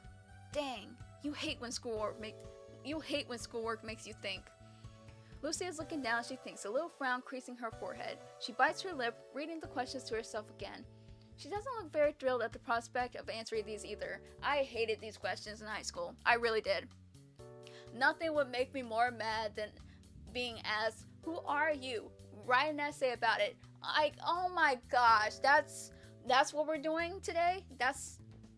You want me to write just vague somethings about myself for 10 pages? Like, I was over it. I hated those lessons. I love a good regular essay, like argumentative research, done.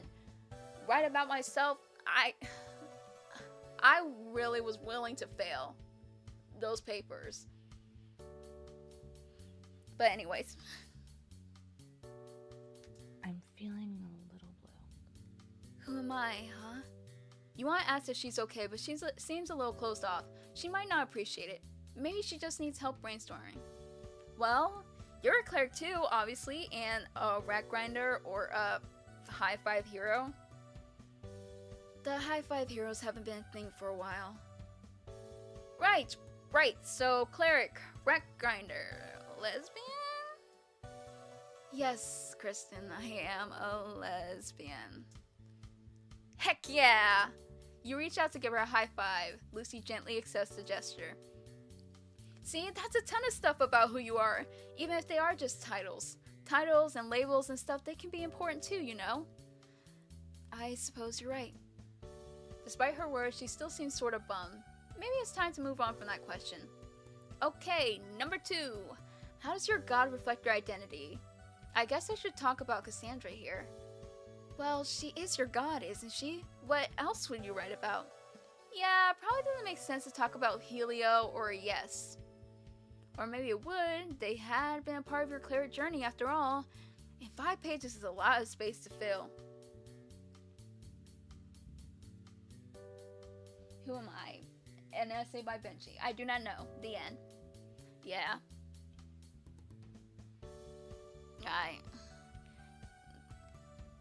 And how intense is that question? Like, who are you? What? I'm just in high school. I'm just trying to pass these classes. I don't want to write about who I am. I don't even know what I'm about to major in. Leave me alone. Besides, you can never get enough of trash-talking Helio. You bite back a smirk at the idea. Maybe this assignment will be more fun than you thought. Wait, what? You're connected to other gods? Oh yeah, well, I used to be, I was a cleric of Helio for most of my life, but long story short, he turned out to be a real jerk. Then I invented, I think that's it, I invented Yes, but Yes was just there. I didn't like them much either, honestly.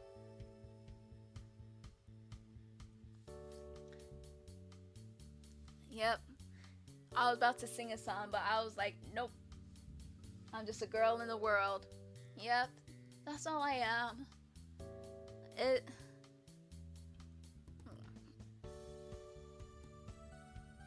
Yeah.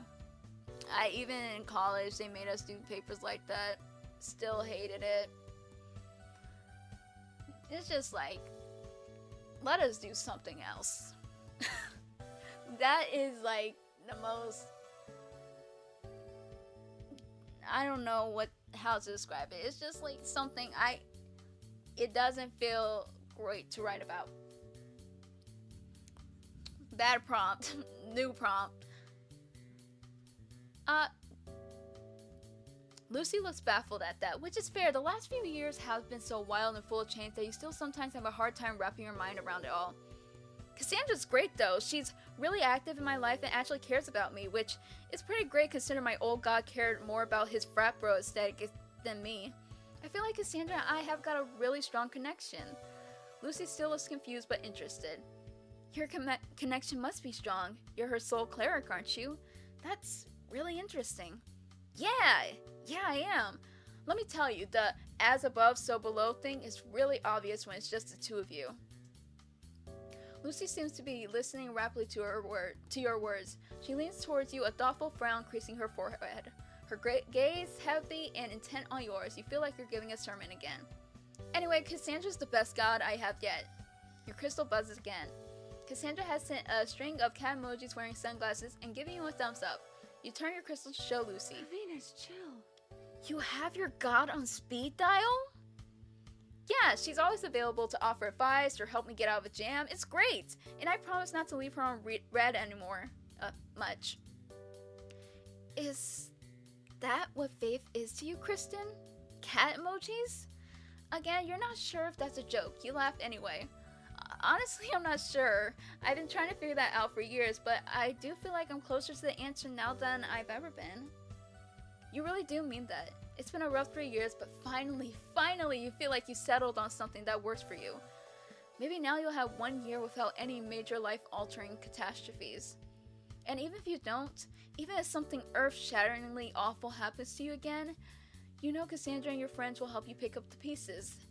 Again. Huh. You think you're starting to get the point of this project now. Nice one, Yolanda. I'm glad you're starting to unpack that. That sounds really nice. She sounds kind of wistful. It is, but I'm sure your god is just as great. So what about you guys? How does she reflect your identity and stuff? Oh, yes, right. My god. Lucy goes quiet. She bites her lip again, brows knitting together. Something about her in this moment strikes you as almost fragile. How much do you know about Ruvina? Aside from the fact that she's Encarna's sister, not much. She has been worshipped for a long time among my people. She is... Lucy pauses heavily. She looks up at you, her eyes suddenly bright and intense. You feel yourself leaning in to listen, drawn in by sudden gravity. Ravina is the scalding heat of a fire during a blizzard. She is the kind, painful press of warm hands around frostbitten fingers. She is the chattering of teeth between smiles, the bone-aching shivers caused by the winds that carry away your laughter. She is the reminder that despite the cold, despite the pain, snow is soft when it falls. You find yourself strangely breathless when she finishes.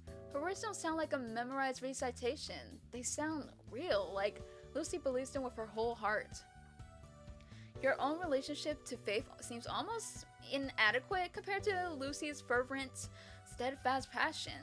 Now that you think about it, Lucy had been the only unshakable member of the Rat Grinders. Why was that? You are suddenly strongly reminded of how little you know about Lucy Frostblade. That's really beautiful. That's Ravina. She's been a constant throughout my whole life. Her voice drops to a whisper. I'm the one who's changed. You don't know if she meant to say that out loud. You're about to ask what she means when the bell rings. You and Lucy jump in unison, then exchange awkward smiles, the sound breaking the intensity of the moment and snapping you both back to reality. Oh, wow, I didn't realize the time. Me neither. That surprises you. Usually your eyes would have been glued to the clock, counting down the seconds until lunch. Have 15 minutes already gone by? This was a great conversation. About the project, I mean. Do you want to continue it later?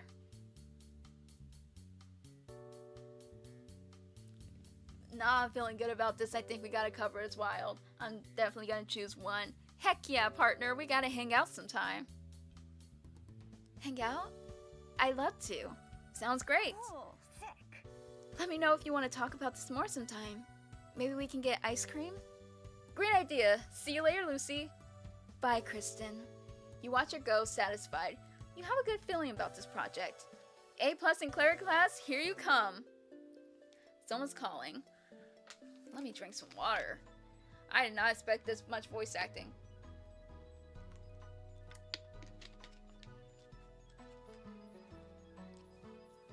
Hey, girlie. Hi, Kristen. How was class?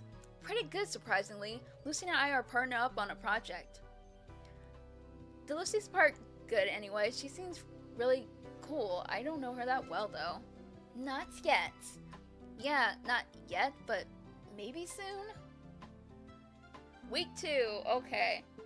Hi, Kristen. I missed you. How many weeks do we have?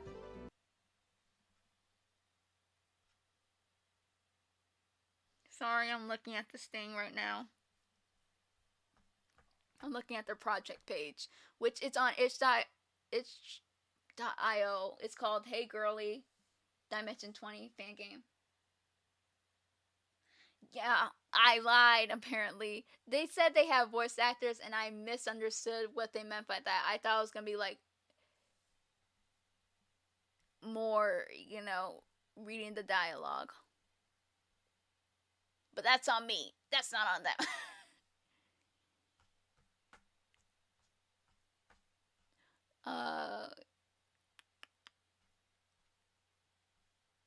Dang, I don't see, open link in new tab. How many?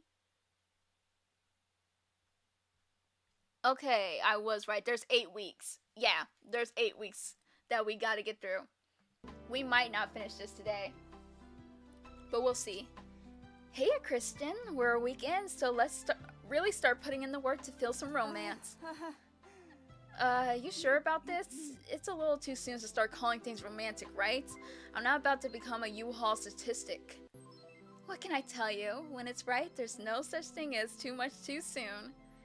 Yeah, just keep telling yourself that.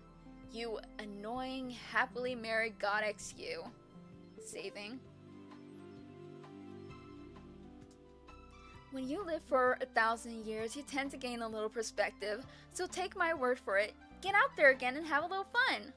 And don't forget, you have that trip to the museum coming up, so it would be nice if you could find someone to spend it with. Just thought. Let's see what the stars think. Yep, BA practice.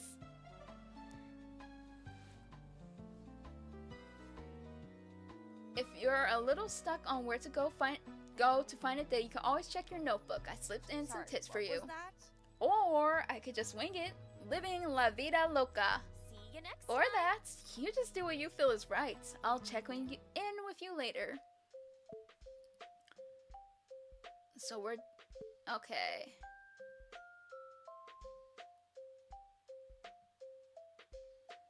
The school's blood rush field. Okay, either way I have to be at the school to continue these relationships. So, let's go back to school.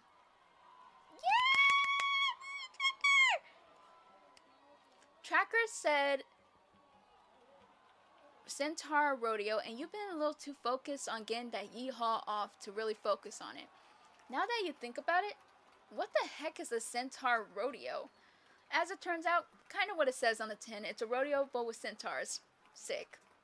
You have absolutely no idea what Tracker's doing here, but hey, it's a little fun being the one who doesn't know what's going to happen next.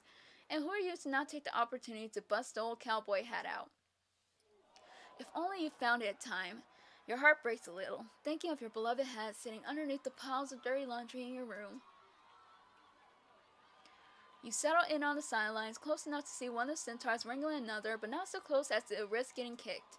There's a few clerics you recognize from class on standby, so nothing you need to worry about. Oh wait, it looks like Egg 4 is sponsoring this. Not the school itself, just your principal personally. Good for him, you guess. Hey, a cowboy. Tracker settles down next to you, smiling widely. She's got a whole turkey leg in one hand and corn dog in the other, handing the latter to you. Figure you might not have grabbed something to eat on the way. Ooh, nice, a corn dog. There's a lot of things you don't enjoy so much from your helioic childhood, but your love for a good corn dog might just be internal. You take it. Thanks. For a moment you sit in companionable silence. Tracker tearing happily through her turkey leg as you try not to get transported back to Corn Camp summer memories. It's easier than normal because Corn Camp never had centaurs doing agility courses. How do they move like that? I could never do that. Tracker laughs, the sound almost startled out of her. Well, yeah, you're human. And, not the most agile person I've ever met. I have a ribbon one that say otherwise. Tracker groans, but she's smiling, so you take that as a win. God, it's not the ribbon ones. That's something I'm okay leaving behind. Oh, well. Oh! Is that the only thing about us you want to leave behind? I guess I'll have to ribbon dance right now to prove you wrong. Fine if you insist. Oh, we could go drama, or we could go jokes.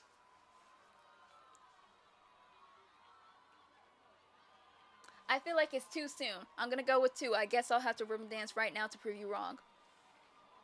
This rodeo could use a bit more flair. You stand up making a show going for your pocket, which doesn't even have your ribbon wand in it. Tracker laughs and grabs for your arm anyway, pulling you back down.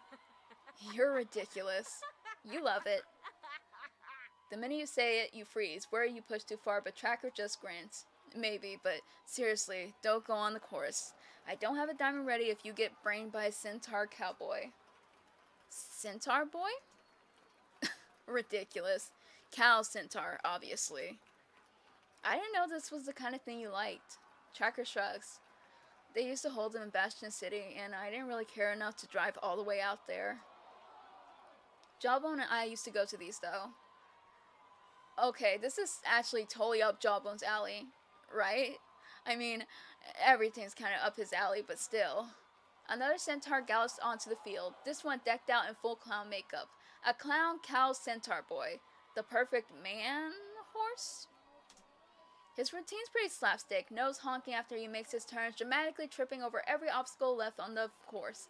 It's hard to say if he's performing his routine with the same amount of sincerity that others have, but to be fair, it's pretty funny. Tracker seems to be getting a kick out of it because she's been howling with laughter since the first one. It's so stupid. Yeah, but fun stupid. Yeah. The ringmaster, another centaur, but this one strangely got an author egg for face cutout stamped to his bright purple top hat, which is super uncanny and kind of creepy, calls out for audience volunteers. Tracker sits up, eyes bright. Have you done this before? No, I didn't make the height requirement last time I was here. Well, no more short jokes from you, applebees. You cut off the joke you're about to make and instead...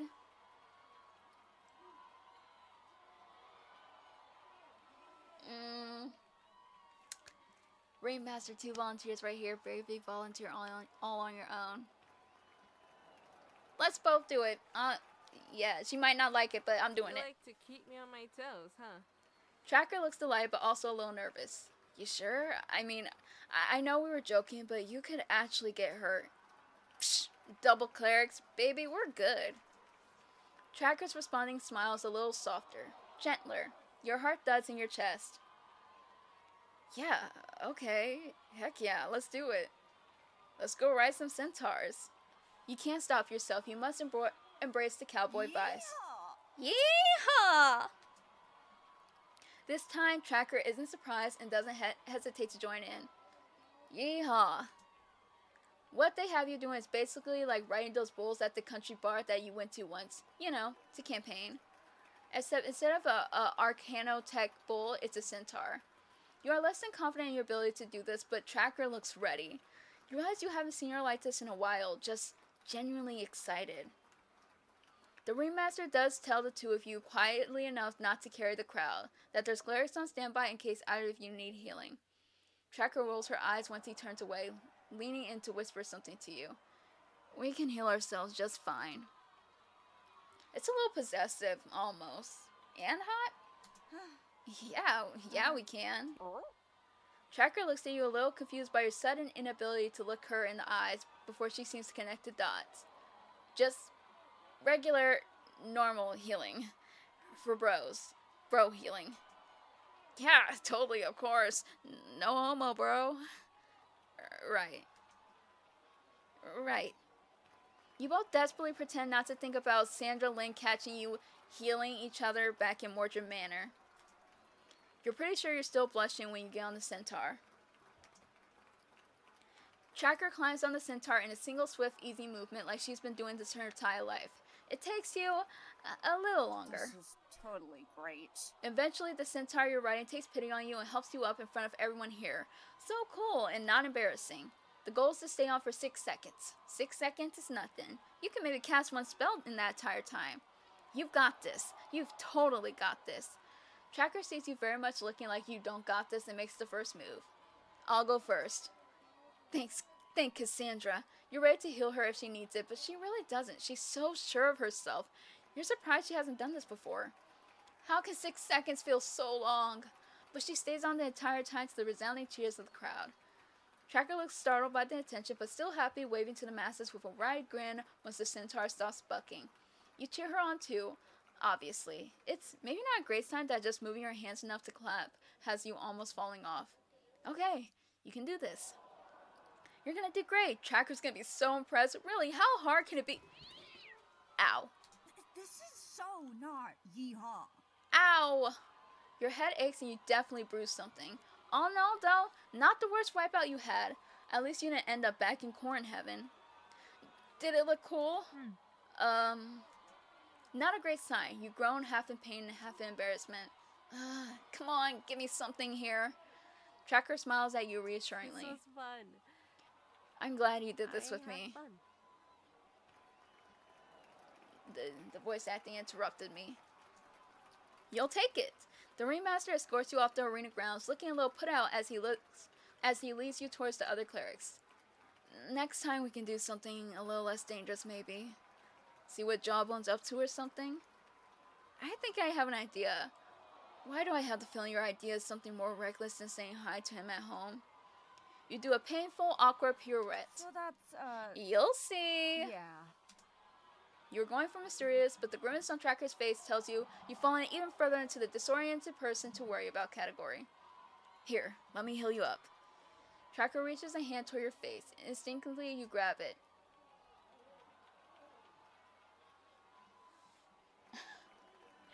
My urge to just go full. To just do it all.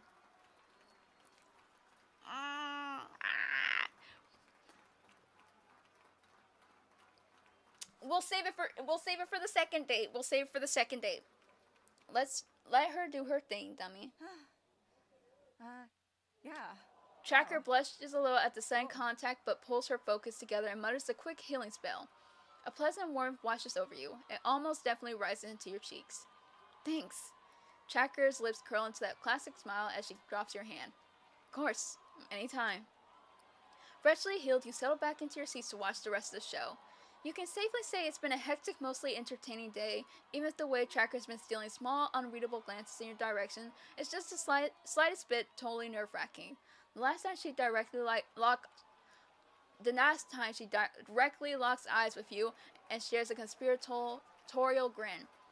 Hey Kristen, guess what I have? A brand new car. A brand new car that you want for being so good at centaur rodeoing? I wish, but no, my prize is far cooler than that. Tracker proudly holds up a cowboy hat. Wait! Where'd you get that? Were they giving out cowboy hats? Tracker smirks at the look on your face. She puts the hat on her head and tips in your direction. I may have grabbed it off my centaur's head while he was distracted. Yee, now wait for it. Ha. Did she just... Hey, don't steal my thing. That's my thing. I'm the yeehaw guy. Where's your proof? I don't see a cowboy hat on your head. You yoink the cowboy hat and place it onto your own head where it belongs. At her incredulous expression, you lean smugly back onto your chair.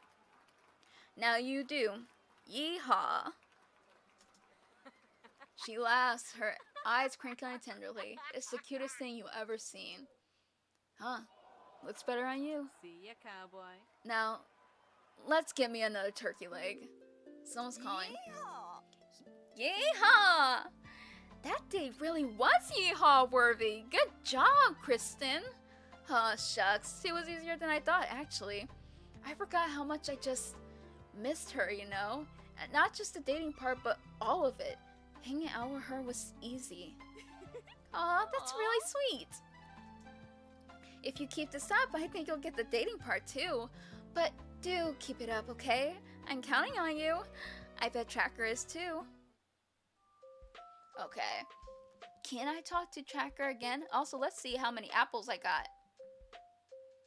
Just one full apple? Boo.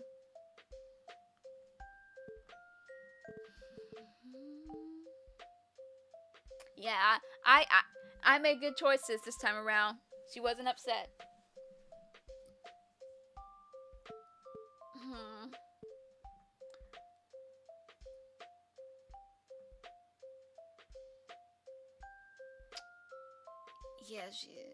Yeah, I think I gotta go back to school. You thought Kipper Lily would blow up your phone with a list of ridiculous, undoable demands within the next 24 hours. Instead, it takes her almost a full week to even acknowledge your existence. Library after school. I can't force you to be punctual, but at least try to be on time. Applebees. She has to be the only person your age in the world who texts like she's writing an essay. Oh my gosh. I text like that.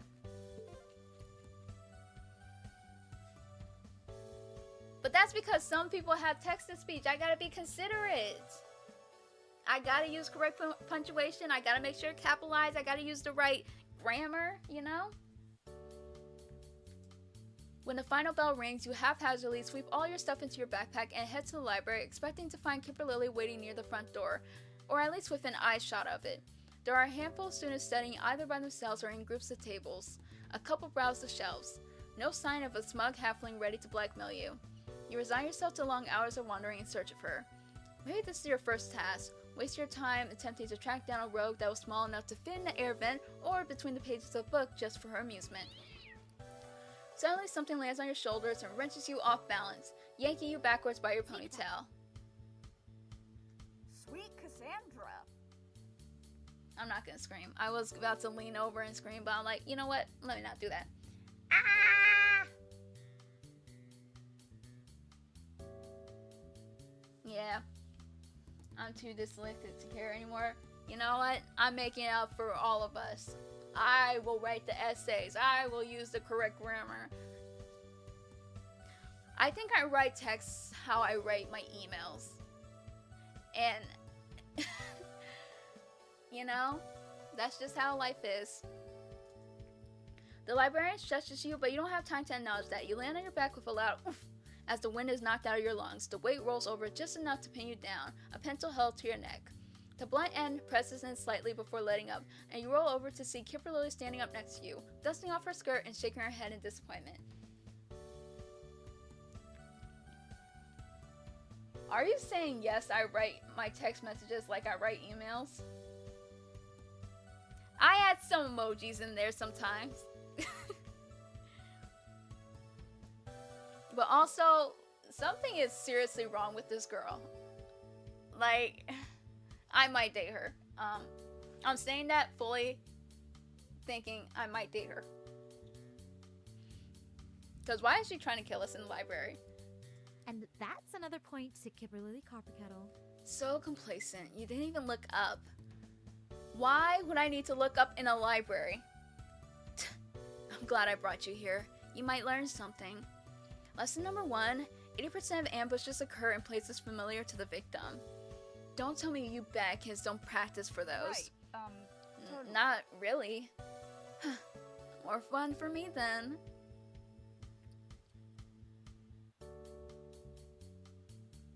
I'll just have to catch you next time. Huh, is that so? Don't flatter yourself. You resign yourself to more sneak attacks in your future. Maybe you should ask Riz for pointers next time you see him.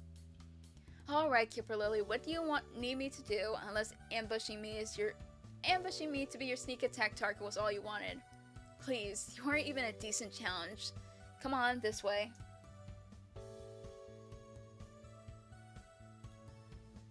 I don't use emojis in my emails. So, you know, there is kind of a difference. Sometimes if I'm feeling really silly, I'll use the emojis as the punctuation.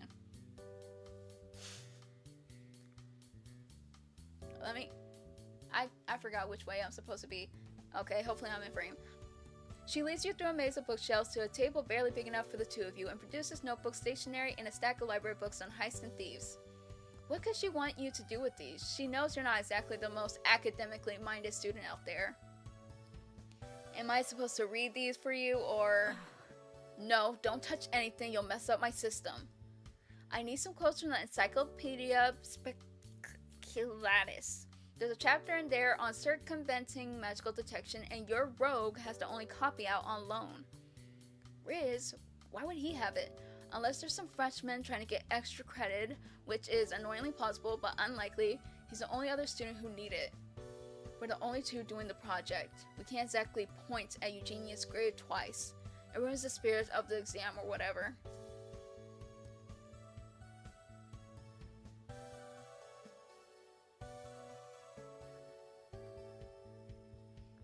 I'm ignoring what you just said. All I need is some pictures of that book. It's not like I can just ask nicely. And then you'll give me the key? Really? Lesson number 2 is going to be on how multi-step plans work. Of course not. This is step 1 of getting the key.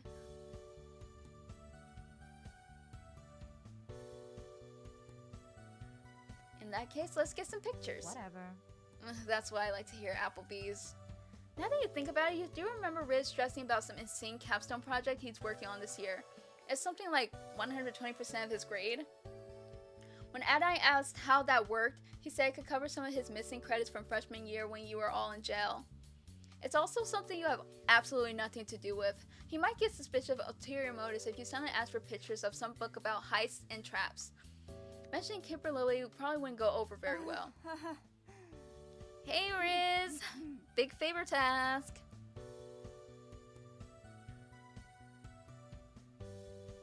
I gotta scroll. I think that's the most option that would be less suspicious. Does your project have anything about getting around magic detection? Trying to get my president stuff done. Riz trusts me enough not to think too hard about it, and author's crazy enough to set up magical spyware on the student president properly.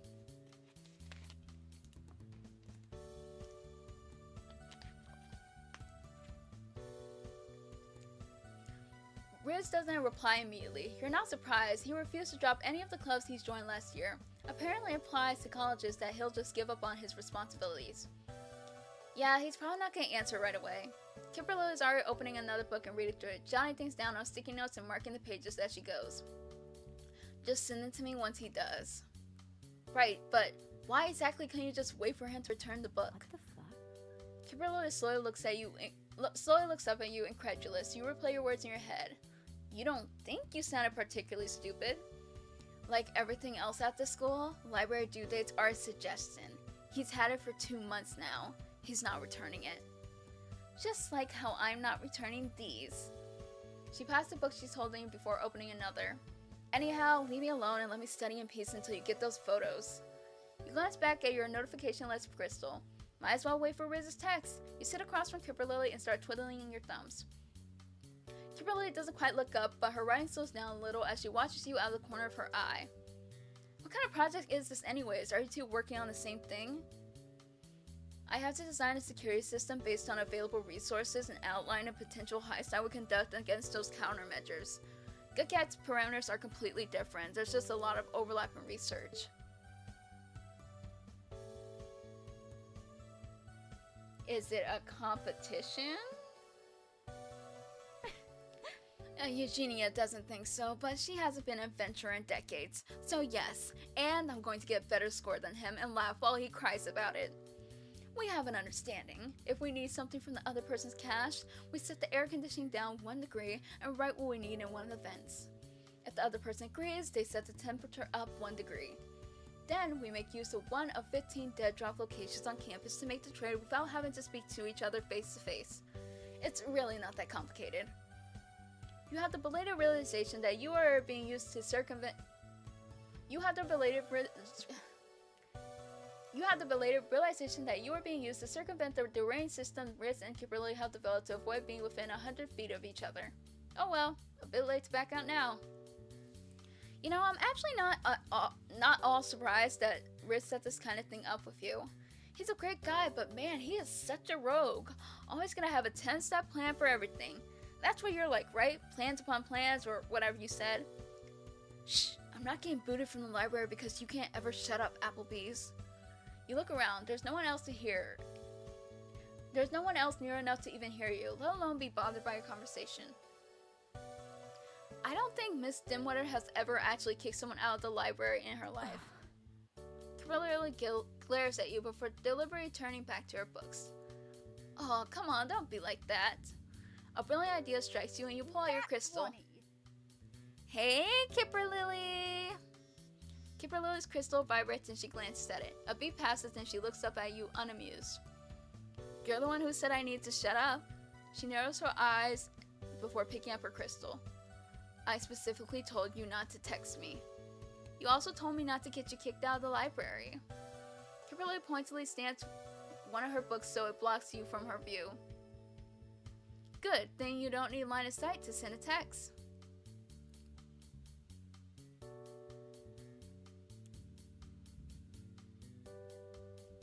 I want to be a jerk so bad. What if he doesn't reply today? It's just off the list. I'm not saying that. I'm just gonna be a jerk. Do you think Dimwither would actually kick us out if I scream? So how's the heisting going? I'm gonna do 3. It would be going perfectly if I had those photos. So, besides this, how has school been? You are incorrigible. You heart react that one. Kimberly audibly scoffs. Thanks. Kimberly actually takes down her book wall to give you a truly disgusted look. You send another smile emoji. She rolls her eyes dramatically before going back to studying, leaving the book flat on her table this time. You mess around like Crystal for a bit, ignoring your own homework in favor of cantrip crush. Kimberly slowly relaxes, focusing on her schoolwork, rather than eyeing her crystal like it's going to bite her. After about 10 levels, you feel something vibrate on the table. Kimberly immediately glares at you again, but you hold your hands up surrender. Not me this time! Kimberly still narrows her eyes suspiciously before glancing at her crystal. You lean over the table, curious for any glimpse into Kimberly's life. Is it Riz? Okay, thank you. Bye, Diamond. You barely managed to catch a text from Mom, starting with, "Good afternoon, baby," before distinct emojis that all include a heart before the crystal's jerked out of view. Kimberly holds it close to her chest, her cheeks flushing red. So inspiring. Aww. Whatever. Shut up, Applebees. She doesn't even bother making eye contact, typing out a rushed reply, but you simply grab your crystal. No need to embarrass, heart emoji. I'm not. So what's up, Kip? You getting picked up or something? Don't call me that. She was asking what I wanted for dessert tonight, if you must know. Aw, sweet that she's checking in. Kimberly scoffs and rolls her eyes before pointedly clicking her crystal off and putting it face down on the table. Before you can come up with another banger text to prod her with, you get a notification of your own, followed by 6 more. Hey! Riz finally replied! Kimberly perks up immediately, nearly standing on her chair to lean over and try to see your crystal as it buzzes twice more. I hope he's not suspicious. Well, you scroll through the messages. Question mark? That makes no sense, Kristen. What does that have to do with my schoolwork? Is this for a heist? Are you planning a heist without me? I thought we were friends. I'm kidding. Though if you are planning a heist, let me in on it, yeah? Riz then sends around 20 pictures of dense text. He's such a good friend. Too bad you and Kimberly are both exploiting his loyalty right now. You forward everything to Kimberly, who studies her crystal before breaking out into giddy giggles. Ha! Take that, Gukgak! You wonder how guilty you should feel. It didn't hurt Riz, it just helped Kimberly. And it was to get the key, he'll understand, right? Kimberly begins tapping away at her crystal while you reckon with the gravity of what you just participated in today. What are you doing? Gloating. Before you can ask what that means, your crystal rings. Kimberly!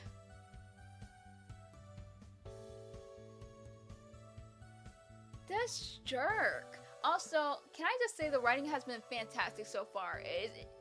Even if you don't know that Dimension 20, the characters are written so well. I love this. It's actually so good. And the comedy is comedy. It's funny. It's light. I like it. After, like, once I finish this game, which probably looks like I'm gonna finish this game next week, I'm gonna definitely, like, look at all the creators there to see who was writing, because they were doing their thing. Before you can ask what that means, your crystal rings. Riz's caller ID flashes across the screen. Oh dear. I turn invisible. Kristen Applebees. Hey, don't you hate me? Are you with her right now? You go to answer, but Kipper Lily's quicker, physically climbing onto the table to yank your crystal out of your hand and hit the speaker button. Dude, you're the one who didn't want to get kicked out. Lily Copperkettle wins again. Suck it, Gutgak. That's a whole chapter for free. I can't believe you tricked my own friend into betraying me. She acted on her own free will and with full knowledge of what I requested. Kristen? He sounds more irritated than outright betrayed, which is probably good. Kipper Lily cackles. I had to do it, dude. She's gonna give me the key. I can't believe this. A whole chapter for absolutely nothing. Now I'm gonna have to give her like 5 extra diagrams for those letters I've been needing. 5! Do you know how many that is, Kristen? And that's another point to Kimberly. Suffer. Kipper Lily ends the call before you can stop her. That's seriously not enough to get the key? I told you, Applebees. I'm making you work for it. Am I gonna have to betray any more of my friends? You and I both know Gutcat is the only one paranoid enough that you have to lie to get anything out of him. I'm not messing with my friends again, though. Once was more than enough for me. Whatever. That's fine. Gutcat's not gonna fall for that trick twice anyway. And I got what I needed. You shoulder your backpack with a sigh, waiting for Kipperly to pack her things. She slows down at the front door for some reason, so you hang back to let her push it open. Didn't your parents teach you any manners? Huh? It's polite to hold the door open for a lady? Duh. Are you calling yourself a lady? That's not... Never mind. I forgot that you were raised in a cornfield. Kimberly rolls her eyes. Are you gonna keep yanking me around everywhere? That doesn't seem fair. Maybe next time I'll be the one calling you over. Yeah, whatever. Whatever, I'm going home. Mom's making brownies and I want to be there when they come out of the oven. It's been weird. She leaves you before you can get another word in. You decide to head out too. Hopefully you can spend your time relaxing at home next week rather than getting dragged all around Elmville. Someone's calling. Aww. Girls got you stabbing your besties in the back now, huh? It was for the key. I'm literally just trying to do my job, Cass. Oh, are you sure? And saying you're gonna ask for her help next time? That's also just for the key, is it? Right.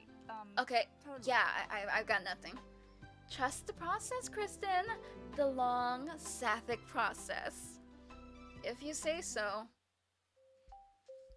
Last one. Okay. Okay, these apples are not filling in fast. I keep worrying that I'm gonna mess up.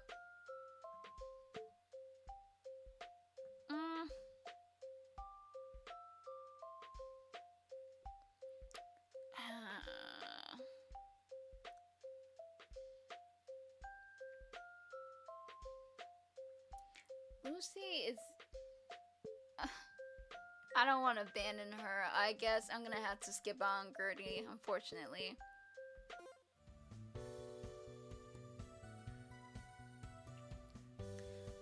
Back to school shopping, that thing you always looked forward to when you were younger. Nowadays, you don't need a whole lot of new clothing, but you suppose you could always shake things up. Yeehaw! Plus, you want another sick cowboy hat. With that idea in mind, you decide to head to Elm Valley Mall. You grab a tortilla chip sombrero to snack on, a natural first stop, then take a quick lap around the building to see if anything catches your eye. On your second trip into the food court, they forgot the salsa. You see someone pacing nervously next to Taco Bell. You'll recognize her in an instant.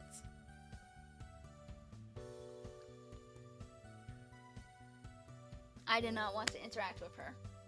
You're... I'm sorry. That's so offensive. You recognize her in an instant. Not like it's hard. There's no one else dressed like her in the entire city. Maybe the country. Princess Naradrio, who you met briefly on your trip to Falnell last Yolnir, is looking incredibly out of place and kind of like a lost puppy. So that's, It might be cute if she yeah. wasn't, you know, Tracker's ex.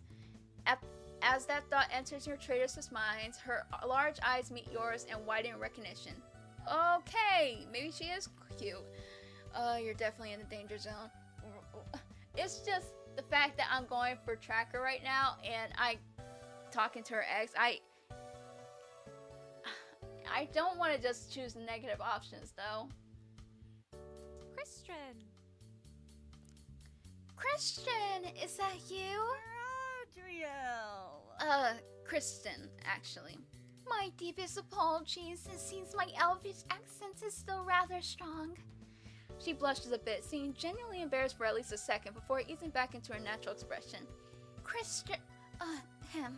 Kristen, allow me to be frank. You are the only person I have recognized in this entire shopping mall. May I ask for your assistance with a most serious matter? Standing in front of this literal princess, you suddenly feel a little out of place in your edible sombrero.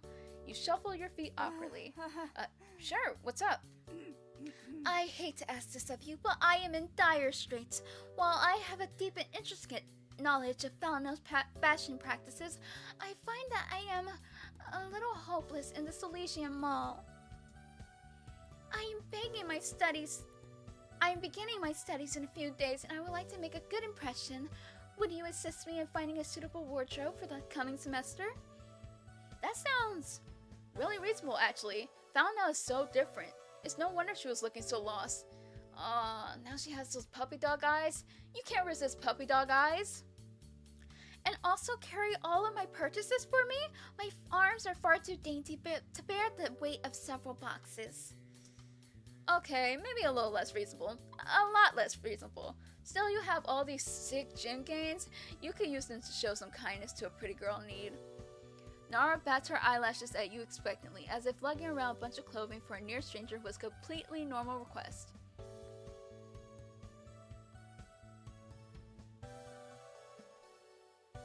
You know, sure. She claps her hands delightedly, eyes brightening with excitement. Wonderful! Wonderful, I just knew you would say yes. After all, not many would turn down an opportunity to see me in the finest clothes this shopping mall has to offer. Lead the way! Sure, let's head to Mace's. They got a little something for everyone. You lead Nara in the direction of the Mace's. You feel like it might be a little pedestrian for her taste, but maybe she'll find an outfit or two that she likes. They really do have something for everyone. I just read the names on the arts. Let's look at these names. There's Bards and Noble, Taco Bell, Dominomes,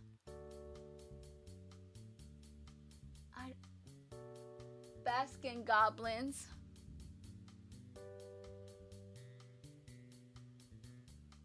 Karaoke, Elf Bean, I don't know that reference, Clairvoyance,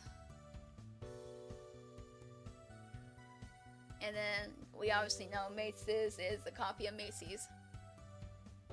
Before you can reach your destination, Nara stops dead in her tracks and throws out an arm in front of you, pointing a short way down the hall. Oh my. Halt! I can finally see a store of my taste.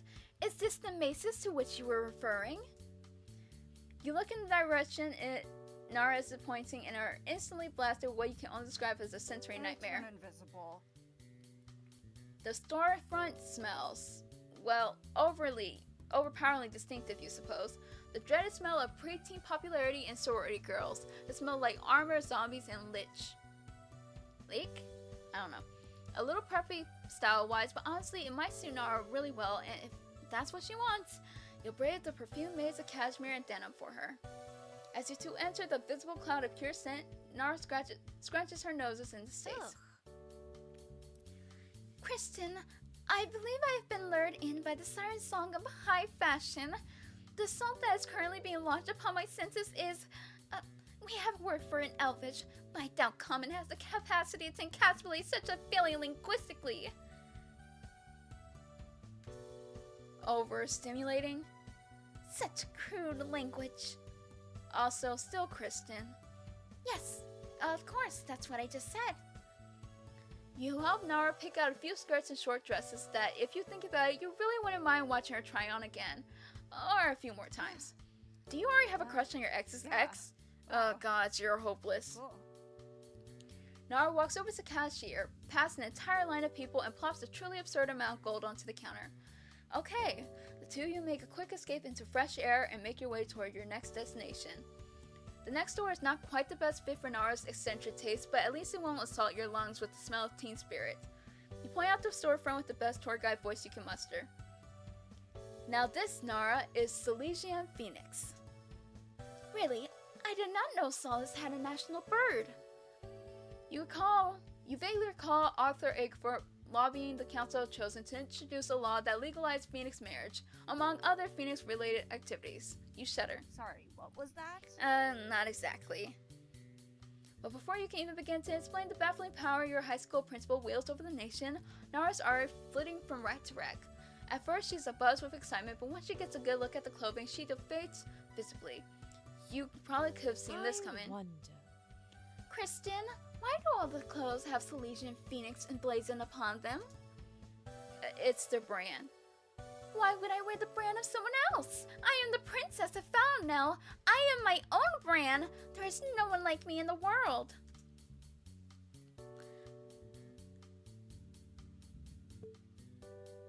I mean, aren't you trying to fit in? Don't you want to dress like the people here? How very. As soon as the words leave your mouth, Nara bristles. Whoops. I do not need to be like anyone else. I do not want to be like anyone else. My change in wardrobe starts and ends at making a good impression, which I can do perfectly well without the Silesian Phoenix logo on my body. Have I made myself clear? Great job, Applebees. You gulp. This is a very different side of Nara that you thought you were signing up for. She seems genuinely hurt at the suggestion that she changed herself in any way. You don't love that you made her angry, but yeah, can't deny that it's kind of hot. Kristen Applebees, pull yourself together. Crystal clear. You look around trying to find something, anything that doesn't have Silesian Phoenix branding on it. There's really not much. Why do you think this store was a good choice? At least the jeans don't have writing on them. Nara squints suspiciously. Jeans. Yeah, you can wear them to anything and no one will say, "Hey Kristen, you're so underdressed," or "Hey Kristen, you can't put cottage cheese on that," or "Hey Kristen, we're banning you from this Olive Garden." What? Needless to say, Silesian Phoenix proves to be a bit of a wash. Nara does find a cute unbranded cardigan though, so that's something. Not a complete waste of her time and yours. Oop. Why did the music stop? Is this day a waste of your time that's yet to be decided? Oh, the game froze. Oh, I had to save. I was so scared. I did not save for a long time. Oh my gosh. Oh my gosh. My heart is in my throat. Before this little shopping spree ends, there's one place you know you have to take her. Clairvoyance. The place for everything. Arcane temporary tattoos, jewelry, cursed medallions, allegedly. Ooh. She takes an almost alarmingly rapid shine to the place, oohing and awing at the bracelets and longingly blinking at the earring display. You know you can get your ears pierced here if you want. Nara gasps and turns bright red, ripping her eyes from the earrings. She looks scandalized. I think not. Kristen, I am a princess of Fountainelle. To cause any kind of permanent harm to my body would be an international crisis at best.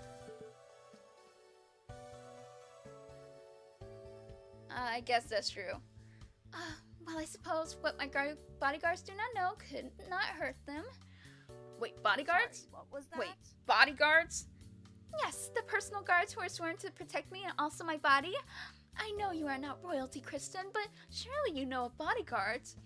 Sure, but I've never seen anyone around you. Well, if you could see them, Then they would not be very good bodyguards, would they? Is there a tiny red dot focused on your chest, or are you just imagining things? I guess not. Regardless, let us impale our ears. Nara settles into her seat nervously as an extremely bored-looking teenager holds the piercing gun up to her ear. On the corner eye, you see her shaking hand sneak towards yours. This is your moment. Applebees, you take it and give it a reassuring squeeze. She squeezes back, hard. A few seconds later, it's all over. Now a moment too soon as your hand was threatened to go numb. She's surprisingly strong when she's stressed. Nara gives it one last gracious squeeze and looks at you beaming. I have gems in my ears.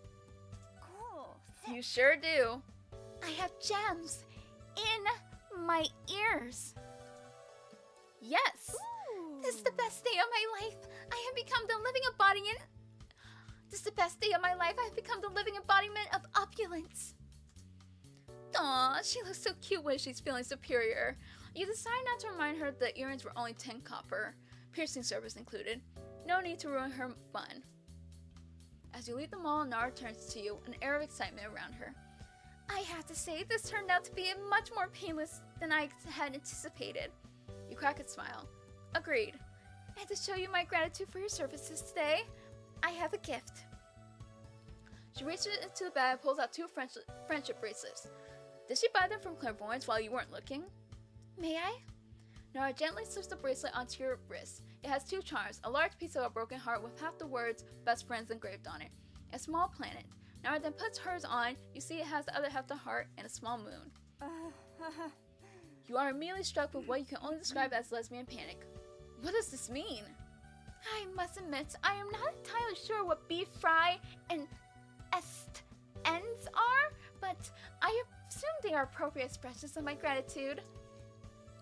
Oh, okay. Somehow Nara knows what it means even less than you do. In any event, I simply wanted to give you something, a token of my appreciation. You hardly know me, yet you helped me tremendously all day. You flush a little uncomfortable with the sudden positive attention. It's no big deal. But it is. I had a very nice time with you today, Kristen. I would like to continue, hanging up with you. So close. Really? Hanging out. I like that too. Yeah, sick, cool. Nara breaks into a luminous grin that you can't help but match. Wonderful. Oh, I'm delighted to hear that. You see, I have this pesky little problem that I can use your assistance with. You see this rock? I cannot make it glow, and I have no idea why. It's her crystal. You turn it on, noting it's still in default mode. You chuckle just a bit under your breath. She really does know nothing about solace. A few clicks and you get the crystal activated. Okay, it's glowing now. Here, let me just... In a moment of bravery, you input your number and send yourself a text. You hand the crystal back to her and watch her eyes widen. Now you can just contact me. I don't know, whenever. Smooth, you feel your cheeks heat up. Kristen Applebees, this might be the reddest you have ever been. Of course, it'll be wonderful to have a personal valet in Solace. I assume you'll be using a day rate and minimum wage? Your blush recedes and you roll your eyes. I don't even have a car. A char? Char? Does that stand for chariot?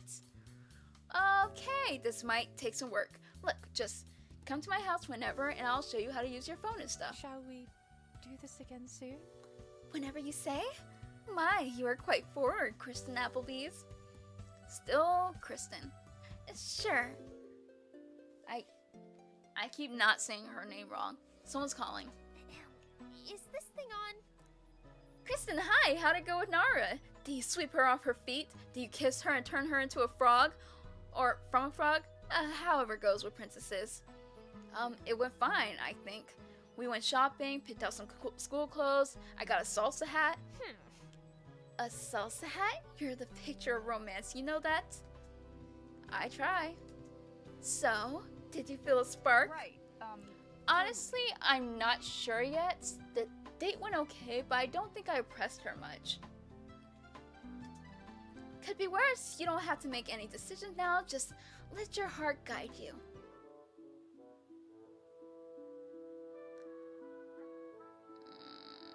I'm kind of cutting it close, but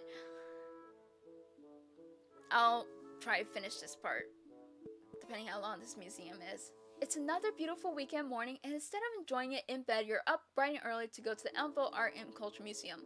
Maybe it's too bright. Maybe it's too early. Maybe you should have left Fabian's board game night after he lost the second time and started breaking things. You know what? Let me check the camera to make sure that it will stay on. Oh my gosh. I got a cramp.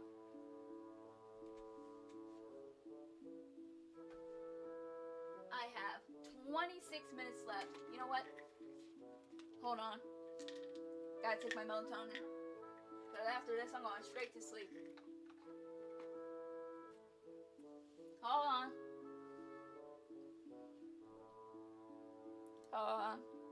This melatonin sucks.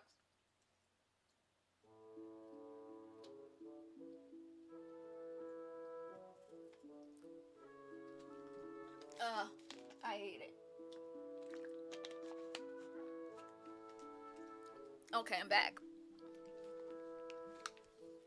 Okay. But as Egg Force senior class president, you know better than to miss out on the senior class field trip. You're here with the rest of bad kids. Even Fig, who despite no longer being enrolled at Egg Force, had declared that weekends were her time with her friends, and it'd be a cold day in hell before she let that get taken away from her. You all sip on Riz's 2-strong coffee and stand in the back of the large crowd that's assembled in the museum lobby. You look around to see if anyone ditched. There's the rest of your cleric class, there's Skrank in the AV Club, there's the Rat Grinders, there's Max Durden and Buddy Don, even Mole Man and the Soil Club are here. You even spot some non-A4 students. You see some Hudol kids and some kids from the local college walk through the front doors and slip into the exhibits.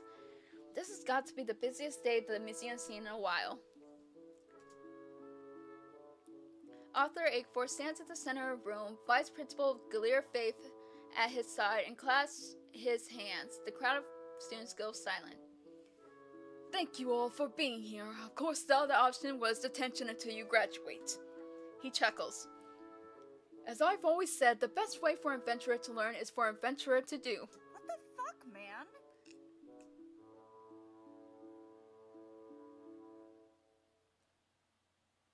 Go forth and wreak havoc upon the museum.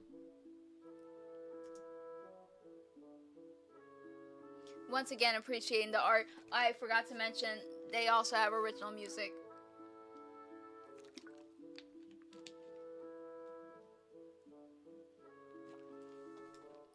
A museum worker at the front desk cuts in.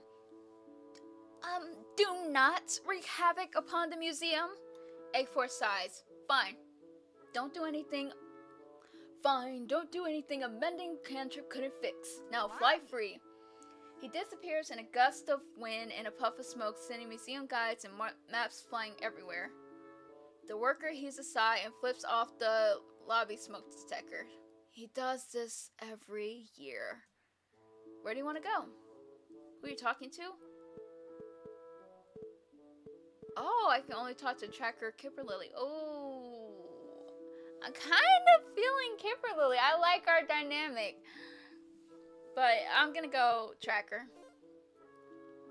You wander in the vague direction of the college kids you've seen sneaking in during all the chaos. If you're lucky, there will be someone you know. Rog? Okay, you can be real with yourself. You keep me real with yourself. You're hoping it's Tracker. Either Luck or Cassandra is on your side today because she's there in the very first room you check. You're in the natural history portion of the museum. It was always your favorite as a kid, even if you were mostly here to protest the heretical displays of dragon skeletons. But that was then. This is now, and Tracker is also making a face at one of the skeletons, though it shifts into a wide smile when she sees you. Hey, cowboy. Hey, Kristen. Nice to see you here. Thought you were in the section with the other bad kids and the escaped reanimated skeletons. Sweet Cassandra. You turn around just as a dinosaur skeleton with Riz clinging desperately to its back disappears into the hallway. I think it's also on fire. I turn invisible. My official quote as president is no comment. They've got it. Probably. Tracker snorts. Well, sorry to disappoint, but I'm not planning on anything that crazy. I haven't had a chance to come here since I was a kid. Oh, sick. Me either. I'm down for a chill, normal, non-distracted day at the museum with you. Which you totally mean, even if your back still aches a bit from getting bucked off that centaur. And it's not disappointing. I should have said that first. Easy, cowboy. I get it. Come look at how nasty this thing's teeth were. You walk over to where she's pointing and yikes, this dragon really needs a hoard of toothpaste instead of gold. You take a oh wow. Wow, that's a big word for Elmo. You take a latistical walk through the portion of the museum with her. It's really cool seeing flora and fauna from a crossfire in the multiverse without actually having to track it down. You're no ranger. Someone what's there is dangerous. Cursed flowers with very pointed do not touch signs, monstrosities of all shapes and sizes, even plaster mold of a baby Tarask. Lots of big words in this visual novel. Some of it's just nice. A posed family of stoats with some notes about their surprisingly complex social lives, a diorama with a bunny and a fox by a waterfall, that kind of thing. Tracker takes your hand and tugs you in a random direction while you're looking at the last one. You're so surprised by the feeling of her hand in yours that you don't even think to look at what she's so excited about until you're there. This is kind of trippy. Tracker's not holding her hand anymore, but she's still very close. Lackadaisical. That's not a real word. You're sounding it out like this is a real word. I don't think it is. Who made... Let me look it up. I gotta figure this out. Lackadaisical. What does that word mean? Lacking spirits, liveliness, or interest. Languid. Well, we learned something new today. Tracker's not holding her hand anymore, but she's still very close.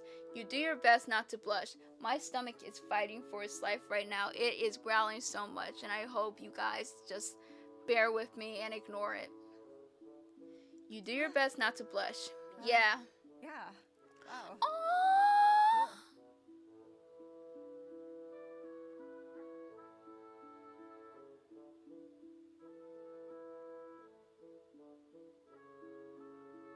That's adorable. Oh, look at them.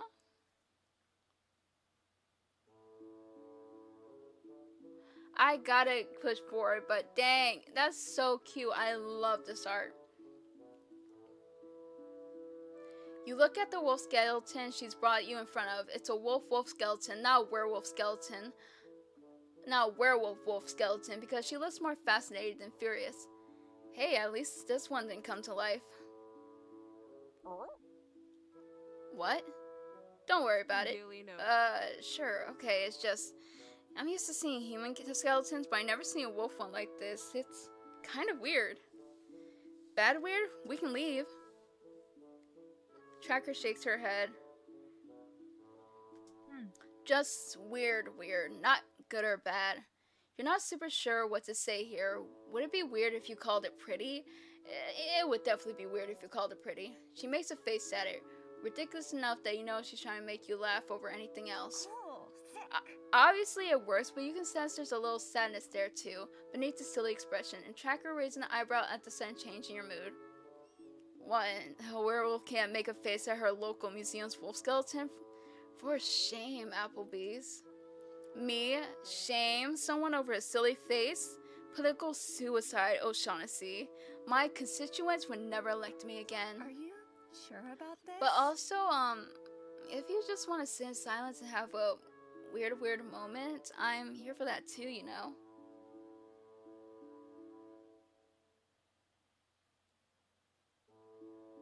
Is this name Moon Moon? I'm stealing that. I'm gonna name something Moon Moon, in your honor. Tracker's face softens into an expression you haven't seen on her since before she left. Your heart skips a beat. Good to know, but for the record, she makes the face again. You, predictable as ever, laugh at it again. This was fun. Sometimes I really do just want to make you laugh too. We're back to the art. Oh, What does okay mean? Does that mean the date was okay?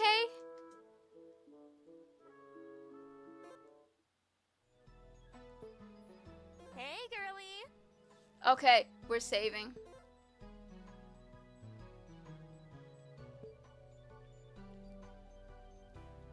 I get so nervous that it doesn't actually save. Menu, little game. Oh, that's how you save.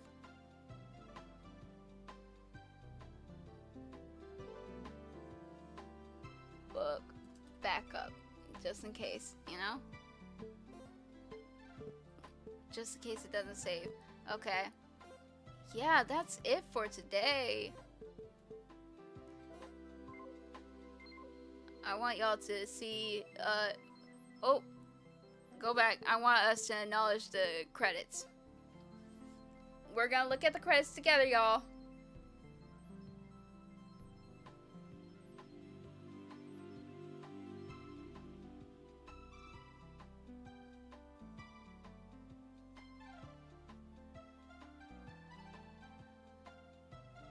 We're gonna appreciate all these artists. Y'all better be looking.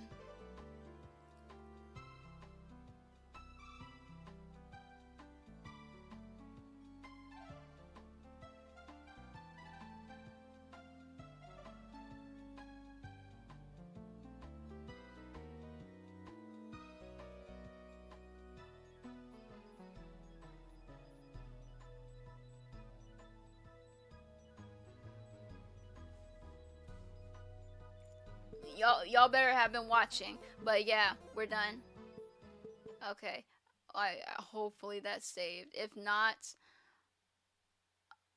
I will cry. You will see me cry live on to your screens. Anyways, yeah, I gotta go. I forgot that this melatonin kicks in my nausea, and I took it and it instantly hit me. But yeah, are y'all enjoying this game? Like, because I know it's like different from what I usually do. Like, if you're not enjoying it, I'll just play on my own. But I lied. No, I won't. I'm just gonna continue playing it. Probably gonna play it next week, and then Date Everything will be out the next week. So I'm gonna play Date Everything. We only finished 2 weeks, but also I was yapping a lot, so probably an hour was taken away. So even then, I don't think we'll finish it next week. So I might do this week, next week, Date Everything, and then the last week of June try to finish this game because, you know, it's Pride Month. We're gonna do dating simulators. I was gonna do a Mori, and then I was like, you know what? No. We gotta play some games in honor of Pride Month. W Stream, thank you, Diamond. Thank you for joining. I'm so happy. It's the dating simulator. That's probably what got you into it. Let me see. Is there anything else?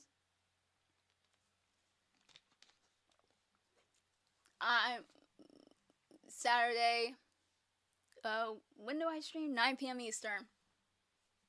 That's when I'll be streaming next. And I need to edit this. I probably will edit this because I want to post it on my YouTube channel to, you know, shorten this down because I did talk a lot in between. So I want to give it a shorter version for people who like, I don't care what you're saying in between all of this. I just want to know what's going on with the story. But yeah, I think that's pretty much it. Oh, I have to create a YouTube outro. I keep forgetting about them. The non-live people. Okay, so we're gonna definitely have to continue this journey. I'm having a lot of fun. I can't believe, I don't know how long this has been in the making, but the game's called Hey Girlie, Dimension 20 game. It's Hey Girlie on Tumblr, Hey Girlie on, I think, all, if not most, social medias. But yeah, I've been enjoying it. The art is great. The writing is great. The play style is actually pretty cool. Um, yeah, and it's free.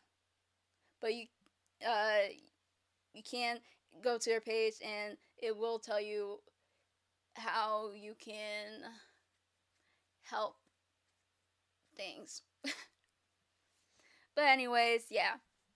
Check out their page next time. I'm actually gonna link it. I don't know why. I literally had the link ready to be copy and pasted into the description and I didn't do that, but I'll probably do it after stream. But yes, thank you so much for joining me. I had fun with this. I hope you guys had fun. This is a cool game. I'm loving it. I love any dating simulator, but I'm really loving this. I think this is. Yeah, I think this is the first lesbian dating simulator I've ever played. That doesn't mean I never went the girl on girl routes. This is the one that's purely, you know. I'll try to find a pride shirt somewhere. I said before this is kind of pride-ish, but then I was like, you know what? That's not a. Yeah. I was like, yeah, this is not. I gotta find something else. But yeah, thank you so much for joining me. I hope you guys have a great day, night, whatever's going on. Support this game. Support artists. Don't support AI art. Try to support human creators because they're out there and they give you works like this. But anyways, thank you so much for all this. Yeah, I'm leaving. I gotta go. Bye. Oh, right. Something, something, something. I'm Book. This is Loner Film Games, and you just watched a loner game. Bye.